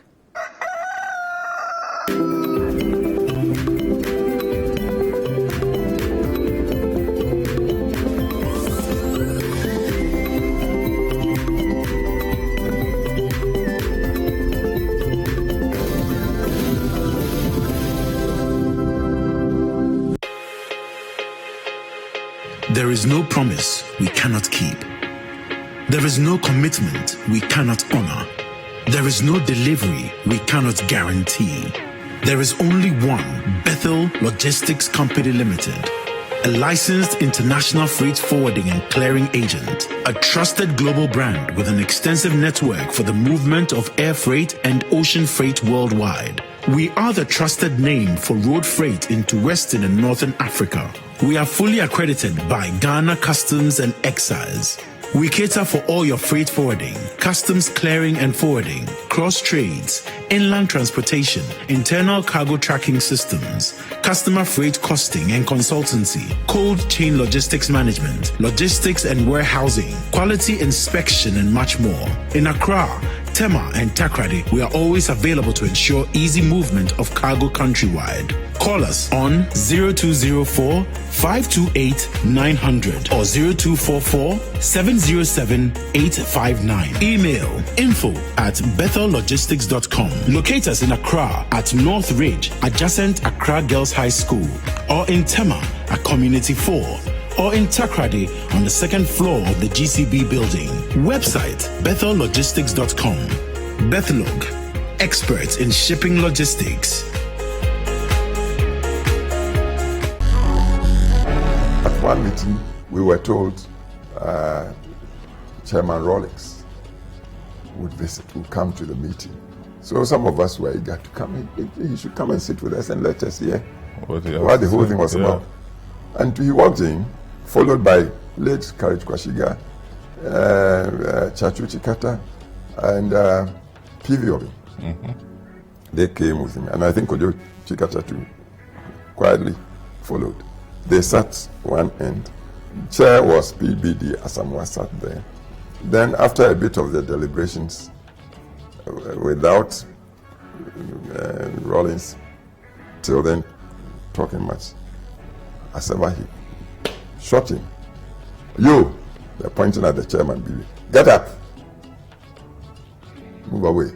PV, go and sit there. That alone, you could imagine, shocked some of me. I was saying, hey, what is this? And poor BBD Asamoah gathered his documents, sat pushed aside, and PV from behind Rawlings went to sit there. Mr. Tuffour, do you understand what? I said, I have to do some quick thinking. So I think the whole thing, we want spontaneity, but for that to happen, there should be, I think, reconciliation. Everybody should. And then one of the secretaries who tried to butt in, perhaps to support what I was doing. And you see what Mr. Tuffour is trying to say. Well, we all heard Mr. Tuffour. Shut up! that was the first meeting ever. Yeah. Join Samuel Atamensa on Footprints this weekend as former President John Agyekum Kufuor takes us through his tenure as President of Ghana. Footprints show this Saturday at 9 a.m. and Sunday at 4 p.m. only on City TV. City TV, it's your world. Footprints is sponsored by Bethel Logistics Company Limited, experts in shipping logistics.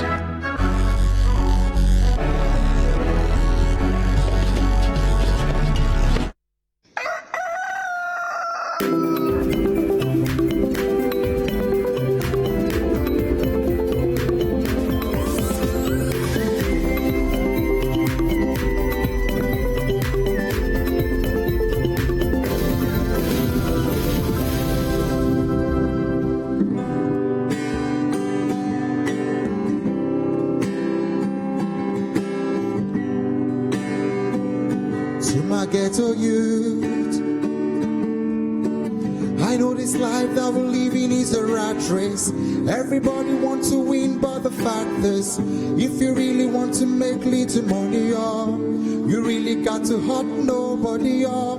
Turn your negativity to positivity. Make an honest living so you not regret it.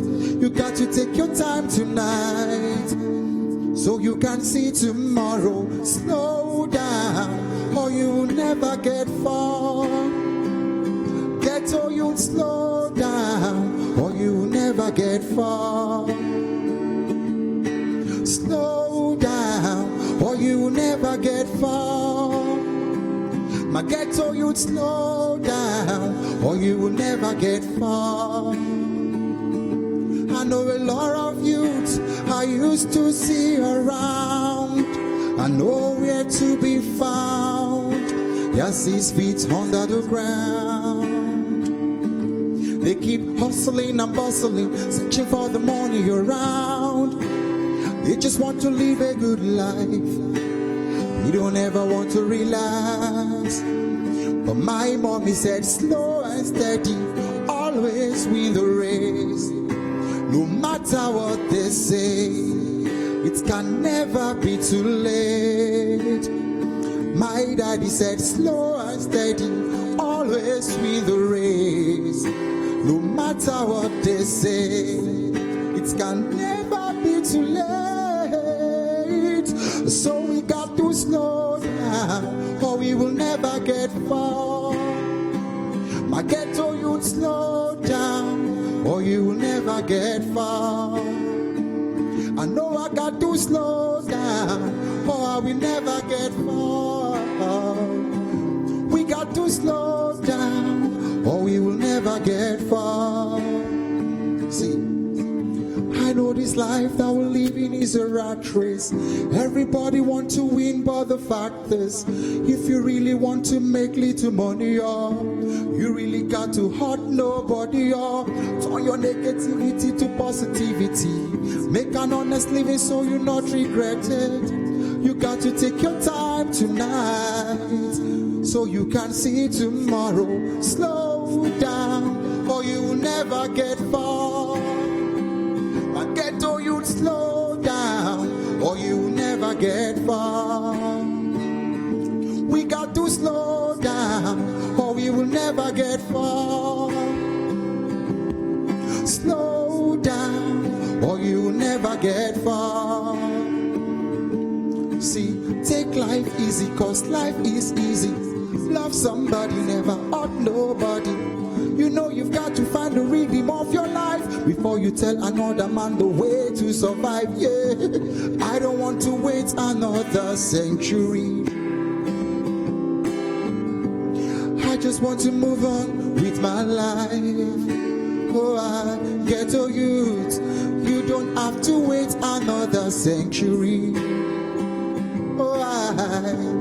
You just got to move on with your life. So you got to take life easier.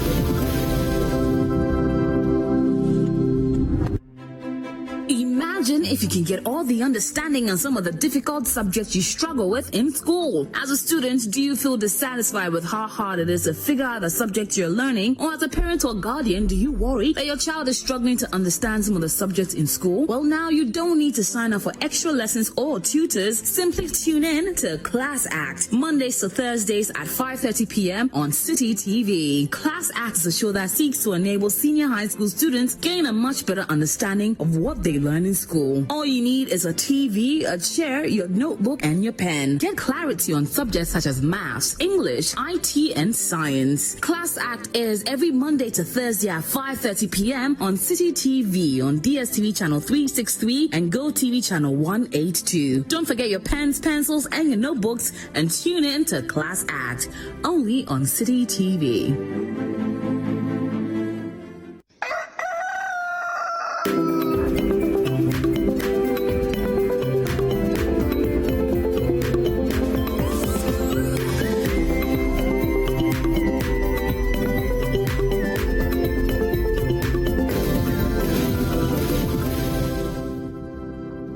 You're welcome back. This is Breakfast Daily on City TV. Kindly use the hashtag Breakfast Daily. Also send in your comments via the WhatsApp number 0550585832. Now, most often people think that or assume that procrastination is simply a matter of willpower, but the issue is far more complex than that. The ability to complete a task on a scheduled deadline depends on more factors than simply your willpower. And so on this segment, we want to understand what procrastination is, its implications, and of course, how to get over it. And so we'll be joined via Zoom by Michael Ohene-Ifa, who is co-founder of Lead Africa International and also an international development consultant. Mr. Ohene-Ifa, good morning. Good morning, Anna.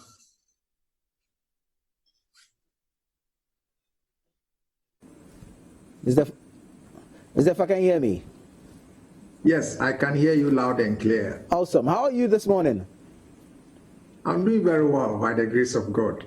It's been busy and we're trying to make the best of the situation that we find ourselves in. Great.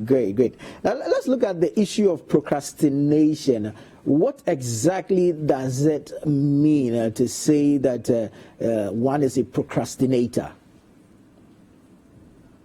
Well, first of all, we need to understand that procrastination is an active process. It is a choice. When you are procrastinating, you are making a conscious decision not to do something. And so you know that you must do something, you must perform a task or an assignment, but you choose to do something easier, something more enjoyable, and put off another thing. That is when you are procrastinating. Right, but is it the same when there's a demotivational factor?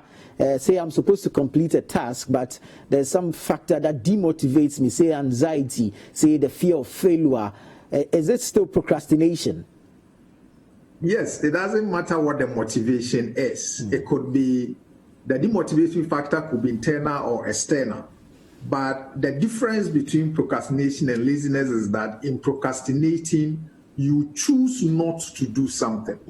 And so whether you fear, whether you are uncomfortable, whether you are not motivated enough to do it, the difference is that it's a mental choice. You decide that I will not perform task A or assignment A, but I would rather perform task B or assignment B for whatever reason that you may want to assign. But what's the relationship between procrastination and an individual's willpower or self-control to be able to complete the task? Well, one leads to the other. And so when you are not motivated enough to perform a certain task, you exhaust your willpower, or you don't muscle enough willpower to then do what you must do, to then perform the assignment that you must perform. And so one leads to the other, one begets the other. And so in trying to solve the problem of procrastination, you need to then begin to work from there, from the willpower, from the mental state. In fact, it is the first thing to do when you want to avoid this problem that many of us face on a daily basis. Okay. So at what point can we then say that procrastination is a habit? It is a habit. I mean, what is a habit? A habit is anything you do habitually without thinking. I mean, 90% of everything we do is habitual. We do a lot of things without even thinking about it because we are so used to it. So anything that you do on a consistent basis, anything that has a pattern to your life is a habit. And so some people you would see, especially in our work settings, are habitual procrastinators. They never do anything until it's crunch time, until there's a deadline, until it's almost becoming an emergency before they do it. And so for those people, they have done it over over a long period of time that it now becomes habitual, that they put off everything to the very last minute. There are others who procrastinate based on the task at hand. When it's a task where they love, where they are passionate about, they get up and do it very fast. If it's a task that they don't really like you mentioned earlier on, then they do procrastinate. So that's another dimension to the issue of procrastination. We procrastinate based on what we are passionate about or based on what we love and like, and we tend to shift in between depending upon what task we are asked to do. So the act is procrastination, and then the actor is the procrastinator. Now I want to find out if there are types of procrastinators. That's an interesting one. I think the two major ones will be those who do it habitually just because they don't want to work, and then those who do it, as I said, because that particular task is not enjoyable or they are not passionate about it. Right. I will classify that into two. In each block, you can have a number of different kinds or types. Okay, so now let's deal with the strategies or perhaps some tips to help deal with procrastination. Let's say first, let's start off from the home. How do we deal with procrastination at home? Yeah. The first solution to everything personal development is mental. And so the first strategy is to recognize that you are procrastinating. You cannot solve any problem that you are not aware of. You cannot solve any problem that you don't acknowledge. And so first, you need to ask yourself a lot of questions. Do you put off tasks, or you delay them, or you switch your focus from task to task? These are the three main things worrying all of us. About 95% of us go through this. And so find out. And then when you have found out, ask yourself why. If you put off tasks, why do you do that? If you delay performing your tasks or assignments, why do you do that? If you tend to switch focus in between assignments, ask yourself, why do I do that? Now, that will open the floodgate for you to now begin to deal with the issue. Right. Follow on from that, you need to rephrase your internal dialogue. Okay. You know, when you have a compulsion to perform certain tasks, you don't draw enough willpower and enough motivation to do it. And so we all use words every day like need to, or I have to do this, or I have to do that for my boss. Now, when you use the word I have to or I need to, what it does is that it disempowers you. Okay. It puts mental pressure on you to perform that particular task. And so if you want to solve or you want to get out of procrastination, what you need to do is to begin to use the word I choose to. Okay. For instance, you are employed at City FM to perform a certain task. You willingly went to City and asked to be employed. And so whatever beat they have given you at City, whatever your schedule is, you must choose to do it because that is your part of the social contract between you and your employers. But what we see in our normal life or everyday life is that people think they need to or they have to, but you don't need to, you don't have, you must do it because that is something that you have to do as part of your social contract. And so once you begin to change your own internal dialogue, you realize that it tends to give you more control and you must do. Great. And then following on from that, you can then draw on your internal motivation reserves. Awesome. Mr. Ohinefa, we're so grateful for your time this morning, grateful that you were able to join us. Michael Ohinefa is an international development consultant and also leader freak. We're so grateful for that conversation on procrastination. You're still watching Breakfast Daily. Let's check out our entertainment highlights. Welcome to Entertainment Highlights on Breakfast Daily. My name is Akua. Mr. Easy says he has collaborated on a song with one of America's biggest rappers, Nicki Minaj. He announced this when he revealed he was releasing songs with Jamaica's American group Major Lazer, rapper Nicki Minaj, and UK's K4MO. According to the Sample You Hitmaker, the tune will be released on the 16th of July. This comes on the heels of his One Day You'll Understand EP, which was released on the 10th of June. Aside producing bangers, Mr. Easy has empowered emerging artists like Joe Boy and J. Dorby through his Empower Music.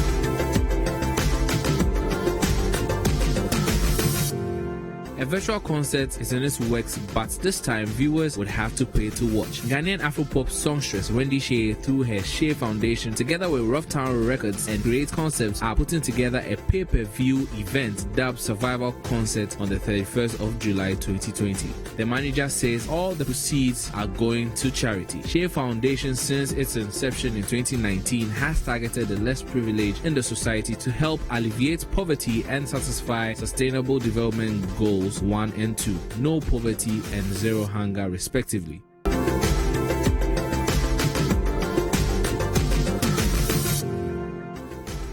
American actor Will Smith says he has been racially abused by police on more than 10 occasions. The Bad Boys actor admitted he got stopped frequently by officers in Philadelphia who used derogatory language towards him because of his skin color. The 51-year-old star thinks the global Black Lives Matter protests are unprecedented, and he is pleased so many people had pledged their support to end racism. And that's all for Entertainment Highlights on Breakfast Daily. My name is Akua.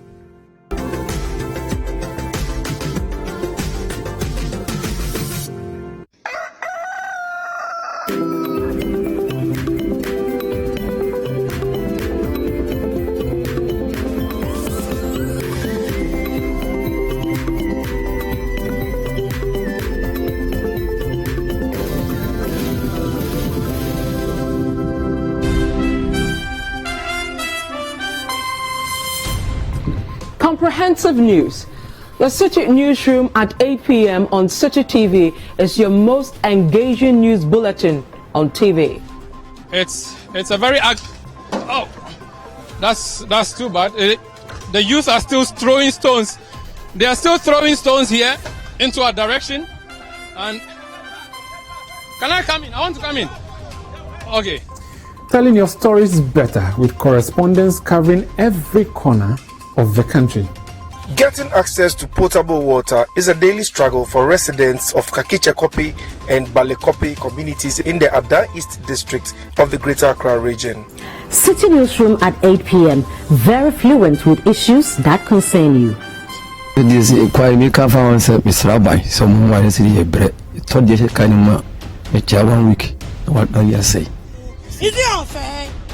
What all this? What all this? We are dying! We are dying! We are dying for Choco! With City Newsroom, your community is now connected. In this our community, all of us we are very sorry about this school. If we went to see the children, they are so small, even my grandchildren are there, my grandsons are there.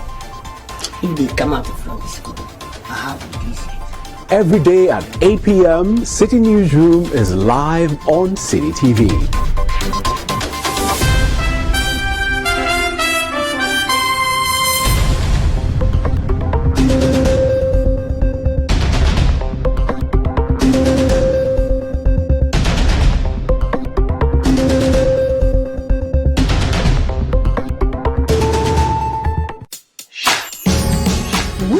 To change your Sunday night for the better. Prophecy is not for useless things and loose, frivolous things. Prophecy is for weightier matters. We will bring you the most captivating guests and explore the most amazing stories. Your way to stardom was really planned. Calculated. It was fully in place. I wanted like a specific future for myself.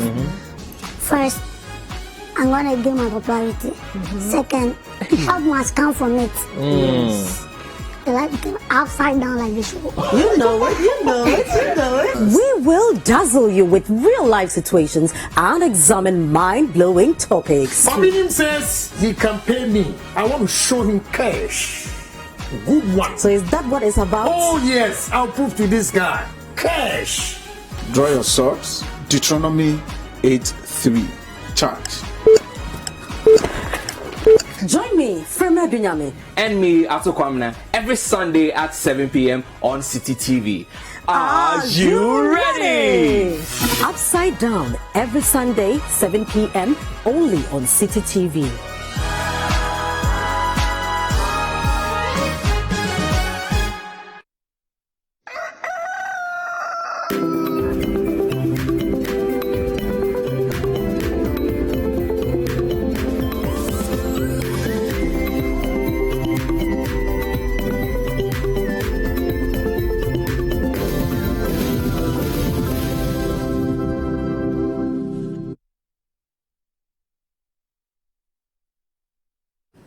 Welcome back. This is still Breakfast Daily on City TV. Thank you so much for staying with us. Again, it's an interactive show, so as you're watching us, you can contribute to the conversation by using the hashtag Breakfast Daily, and our WhatsApp line is 0550-585832. If you're outside Ghana, just use the country code +233 and we'll get your messages now.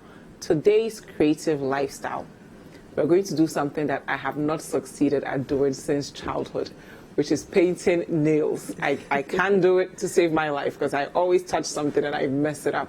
And we have the best person to help us do that, Marie Noel Yakubu. She's the CEO of Marie Noel's Spa and Salon. And throughout our conversation, if you have any questions for her, let us know with the hashtag and the WhatsApp line on your screens. Good morning, Marie Noel. Good morning. How are you? Very well, thank you so much for being with us. You're welcome. Now, painting nails like a pro, where do we even start from? What products should we be looking at? Tell us.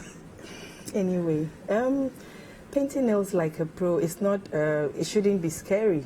Don't worry about it. I mean, you saying that it's something you tried doing since childhood. I have the discipline to do it. Well, it's, first of all, before we start, I would say that you need to make sure your nail bed is taken care of. Okay. Okay?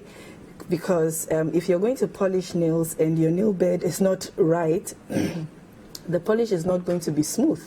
So yes. So how do you take care of that? Okay, so I can see your nails are neatly manicured. Oh really? Yeah. You don't have a problem. You're not giving me funds. No, I'm not giving you funds. It's a fact. Okay. Yeah. So I can see you don't have any ridges on your nail. So you're one of those people who just have, a healthy looking nail. Yeah. Okay. So but if I didn't, what would I have needed to do to get it here? If you didn't, then you seek professional advice. Okay. So if you came to the spa with your nails looking ridged, I would have actually used like calcium nail polishes to treat your nail bed before starting anything. Okay. Yeah. And what would that do to it? And it will help it smoothing out, and it would make the nail polish look nicer, because that's the final product that you're looking for. Yeah. Now it's Corona season. A lot of people want to learn how to do things at home. What are the products we would need to assemble to get the nail polish right if we're at home? Well, I would say that nail products, for us to be on the safe side, we should use products like SCOPI. Okay. Yeah. What is that? SC is a brand. Okay. I've used it over the years. It's both professional and home service as well. So with those ones, you don't have any problem. Because what happens is sometimes if you use polishes that are not too good and your base coat is not good enough, then you're damaging your nails. Exactly. Okay. Exactly. So base coats and good nail polishes, is the way to go. Okay. So I recommend SC and OPI. Okay. Yeah, I've used that over the past years, and it's worked very well for me. Yeah. Now, what tools should we have at home? Because a lot of us just take the nail polish and we're good. We just plaster it and we're done. Well, as you can see, I've actually packed the home kit here. Yeah. What do we have in for there? the viewers? We have so we have cuticle nippers. We have cuticle oils. Oh, we can open it and walk them through you can it. open Please, it. go ahead. Cuticle Show us oils. what we have here and what they are used for. Okay, so this is a mani-pedi, how do you call it? It's a manicure pedicure set. Okay. Yeah. So we have the pedicure soap. That's what you use to soak your nails before you start any. This is what they'll pour in the water. Exactly. Okay. And then this is a foot scrub. Okay. And then you have the pumice stone. Yeah, and then you have the stick, the pumice stick. You have the cuticle oil. Nice. Yes, you have the buffer. You have the manicure buffer here as well. You have the emery board. You have the nipper, and then you have the trimmer. Wow. Yes. So if you are not a professional and you don't know what you need, you can just come to you. Exactly. You've already done the work get for a home us. kit. And we get the kit and then we go home. Yes. What do we use all these things for? How to use it? Yes. Okay, so the first thing we're doing nails today. So we are targeting your fingers. So the first thing you do is you use the antiseptic. Okay. You know, to sterilize and sanitize, okay, before we start anything. So if you're home and you're by yourself, then you don't need this because your environment is already sterile. And then the next thing you do is you push the cuticles, okay? This is a cuticle trimmer. Oh, yeah. So after the antiseptic, you apply the cuticle softener. When you're finished applying the cuticle softener, you use the trimmer to push the cuticles, because more often than not your cuticles are stuck on your nails, especially when you're not somebody who does your nails all the time, like me. So we'll get you to come to do it all the time. I'll start coming to visit you. Do that. You push the nails, and then after pushing the nails, you clean it. Now the trick here is, if you're not a professional, I wouldn't advise you use the trimmer. You should just push it and clean around the cuticle. I try doing it at home and then I end up peeling my skin. And it's not good, it's not healthy. You don't want anything, any complications. So you make sure you just push it, and then just make sure the cuticle is above the nail so that it breathes. Reason why you're doing that is because you want your cuticle area to breathe. I love your nails, by the way. Thank you. So after that, you clean and then you wash your hands. So you take care of the dead skin around your cuticle. You wash your hands. Now, polishing like a pro, that's tricky. Let's get into it. We're going to paint like a pro. That's tricky, but we can all do it. So Noel has all these, goodies for you if you want to do it at home. It's right there. Yeah. Okay, so what I'm going to do now is immediately you finish doing your main manicure, you have to use alcohol. What the alcohol does is just to dry your nail bed out, so that when you apply base coats, nail polish, top coat, it stays longer. This is where the trick is. If you don't clean it properly with the alcohol, to make sure that your nail bed is dry. Imagine you put anything on it, it's just going to stay there for just a little while, and the dirt is going to also sit on. So after that, you clean the nail with alcohol, dab it, and then, do you want me to wear the polish for you now? Of course, I'm like, so I've been waiting for this. We do that with all the nails, quickly, at home, but thorough. Yeah. When you finish cleaning the whole nail bed, you use your clean towel, make sure you get the excess alcohol off. I mean, it evaporates anyway. So when you finish doing that, you now take your base coat. Okay, so this is my holy grail. This base coat makes your nails, set for 2 weeks. Wow. Yes, without chipping. So you have to use a very good base coat. This also has calcium in it, so it's good for your natural nail bed. So this is a manicure base coat, not just any ordinary base coat. Because if you have artificial nails on and you're wearing ordinary base coat, that's fine. But for your natural nail, we need to protect your nail before we put the nail polish on. So we'll do the base coat. Okay. And when you're applying base coat, make sure that you apply it not too close to the cuticle. Why? Because reason being, I don't want it to look smudgy. What is going to happen is, because you're not a pro and you're doing it at home, always make sure by your nail walls you leave a little space. Okay. Yes, so that it's nice on the eyes. Okay, so you're going to show us how it's done, guys. So get out your base coats now. Yes. So base coat application is pretty simple. Okay. You dab the brush. You can see what I'm doing. Yeah. I'm making sure, viewers, make sure that you press the top of the brush, okay, against the bottle, so that this whole side doesn't have any polish on. What reason why I'm doing that is because if the nail polish is on the brush and you don't dab it halfway, what is going to happen? It will run. Yeah. So if I just put it on, it will flow. It will just go over everywhere your skin and smudge all over. So make sure you always do that. Okay. Take it out of the bottle. You need to rest your nail, and then you go from the middle down. Exactly. And make sure whilst you're doing that, you're not going over the polish you have already put on, because it dries very fast. Yeah, I can see it's already drying. If you don't work fast with it, and then again you are not a pro. Exactly. If you're doing it, just make sure when you do the first application you don't go over it again, so that it doesn't have those ridges and bubble air in there. Okay. Yeah. Well, guys, I'm getting my nails done from the boss herself from Marie Noel Spa and Salon. If you have any questions about polishing your nails like a pro for her, let us know. The hashtag is Breakfast Daily and the WhatsApp line is 0550-585832. Just because we are not in normal times does not mean we shouldn't look good. And she already has a packet for you if you want to take it home and do it yourself at home as well. So we've done the first part. And how important is it to use the base coat before you use whatever colorful polish you want to use? We'll continue. Yeah. So base coat, basically what it does is it protects the nails and it adds more nutrients to your nails. So this is not just an ordinary base coat. This is a calcium-based base coat.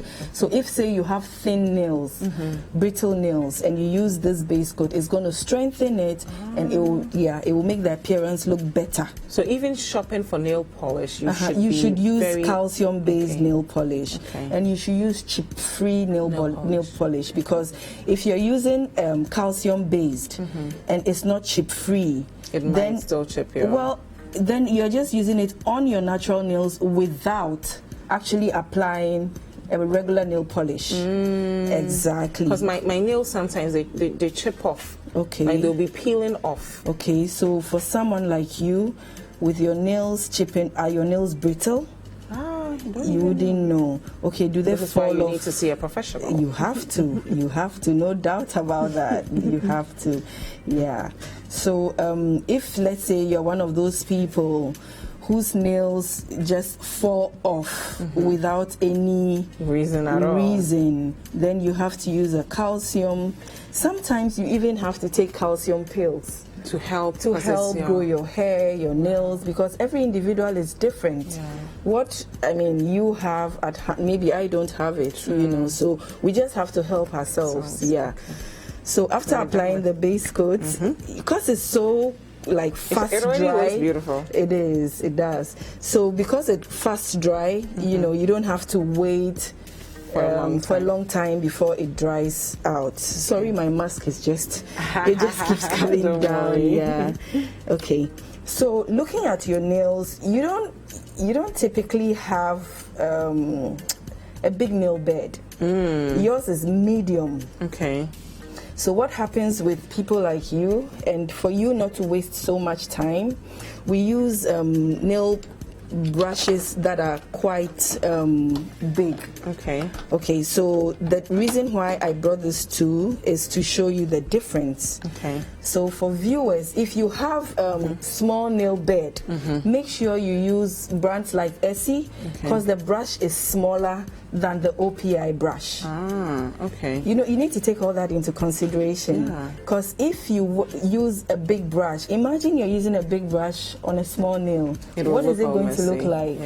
The nail polish is going to smudge and go overboard. Not to say you can't, you know, clean it, or I'll show you how to do that too, but I mean, to save time, why don't we use something that works? Okay. So we'll use a medium brush for you. Okay. Yeah. So we come back. Viewers, please make sure when you're wearing the polish, same application we did with the base coat, we're doing with the nail polish, okay? Make sure you dab the edge of the brush, then you just have one ball. So you start from the middle, all the way down, don't brush over it, come to the side, and then the next side. There you go. Wow. So you don't have any smudge, you know, it's not outside the nail wall. Everything is just beautiful. Exactly. So we make sure we keep the nail polish not too close to the cuticle, not too far away, but just so, you know, it's easier and nicer. And make sure when you're applying the nail polish, when you come all the way down, make sure you come to the free edge of the nail so that the whole nail bed looks nice. Wow. How do your clients feel when they are done after a visit and they just look beautiful? Oh, they're happy. They're happy, and it's a relaxing. I mean, it's relaxing. It's good. It looks good. The outcome is always nice. They're happy. They are in heaven. Yeah. So in this Corona season period, how important is it for us to know how to do these things ourselves? Of course, I think for the first 2 visits, we should probably see a professional like you till we know exactly what we are doing. Okay, so good question. I just took delivery of this product. It's a humidifier. Okay. It's called Sans Air. Good Air Sans. Okay. Yes. What it does is it has a tablet. You drop it in. It's a C102 tablet. It's a how do you call it? A chloride. Okay. It disinfects the air and then it kills the virus. Nice. So once you come in to the spa, you are already in a sterile environment. Nice. And then, I mean, so that when people are coming to the spa, they are confident that, you know, they are not going to interact with the ladies. There you guys have it. This is the experience you're going to get. Get, exactly. Wow. Yeah. So it's gorgeous. Thank you. Wow. And what made you choose this path to help everybody look beautiful, not just women? Absolutely. Because men go to the spa as well. Men need to everybody needs to, exactly, grooming. It's important. It's good for our mental and emotional health. It is. I agree. I agree. How long have you been in the space? I've been it's over 2 decades now. Jesus Christ. First of all, you're gorgeous. Thank you. Yes, I've been in the spa business for 23 years now. Wow. Yeah. Wow.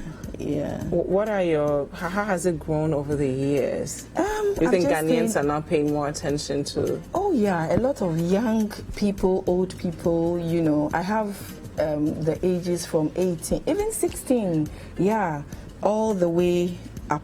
I had, my oldest client was 90. Wow. Yes. Now, I'm receiving a message from a viewer called Richard Mensah, who has a very big crush on you, and he's wondering if you can tell him your age because he's so smitten. He said 23 years. I think you're way out of his league now. If you've been working for 23 years. Yeah. I'm a mother and I'm married with 4 children. Jesus Christ. Yes. Okay, you have to come back and talk about women taking care of ourselves and chasing our dreams. Oh, yeah. Most definitely. Post kids, everything else. You look beautiful. Thank you. I thought we were age mates. Oh. Now I'm like, listen, let me humble myself. Where do we find Marie Noel? So we have our location. We have one in Osu. Osu is the mother company. Okay. So we have a beauty school at Osu as well. Nice. Yes. So we train students and We do refresher courses for other spas and salon as well. Wow. Okay. Yes, So you definitely come back to help with entrepreneurship tips, because a lot of people have lost their jobs now and are trying to figure out what to do. Yeah, but not only do we do nails, besides the school, our newest product we are introducing is the Yoni product. I don't know if you've heard. I have no idea what goes on in it. You don't know about the V steam? I'm the worst. Oh my God. Tell us about Yoni. Okay, so it's a vaginal rejuvenation. Ooh. Yes. Maybe I should know what that is. Yes, you should. Shouldn't have said that out loud. No, I shouldn't. Yeah, but it's good for the viewers to also know that not only are you taking care of your outside, exactly. Is it like after you have a baby or just in general? Before. It's good for rejuvenation. Okay. It's good for odor.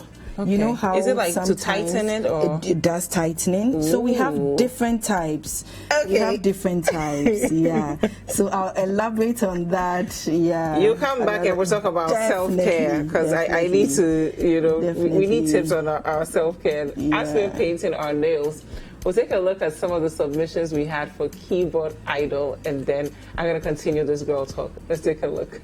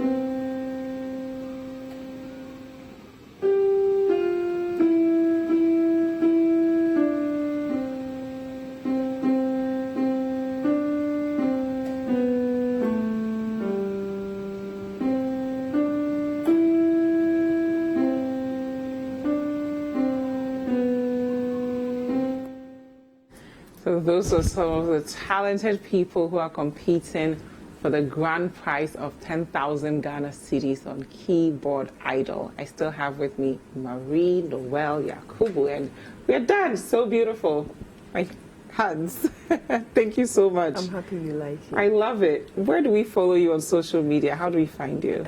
We're on Facebook, Marine Oil Spa, Twitter, Marine Oil Spa, Instagram, Pampered by Marine Oil Spa.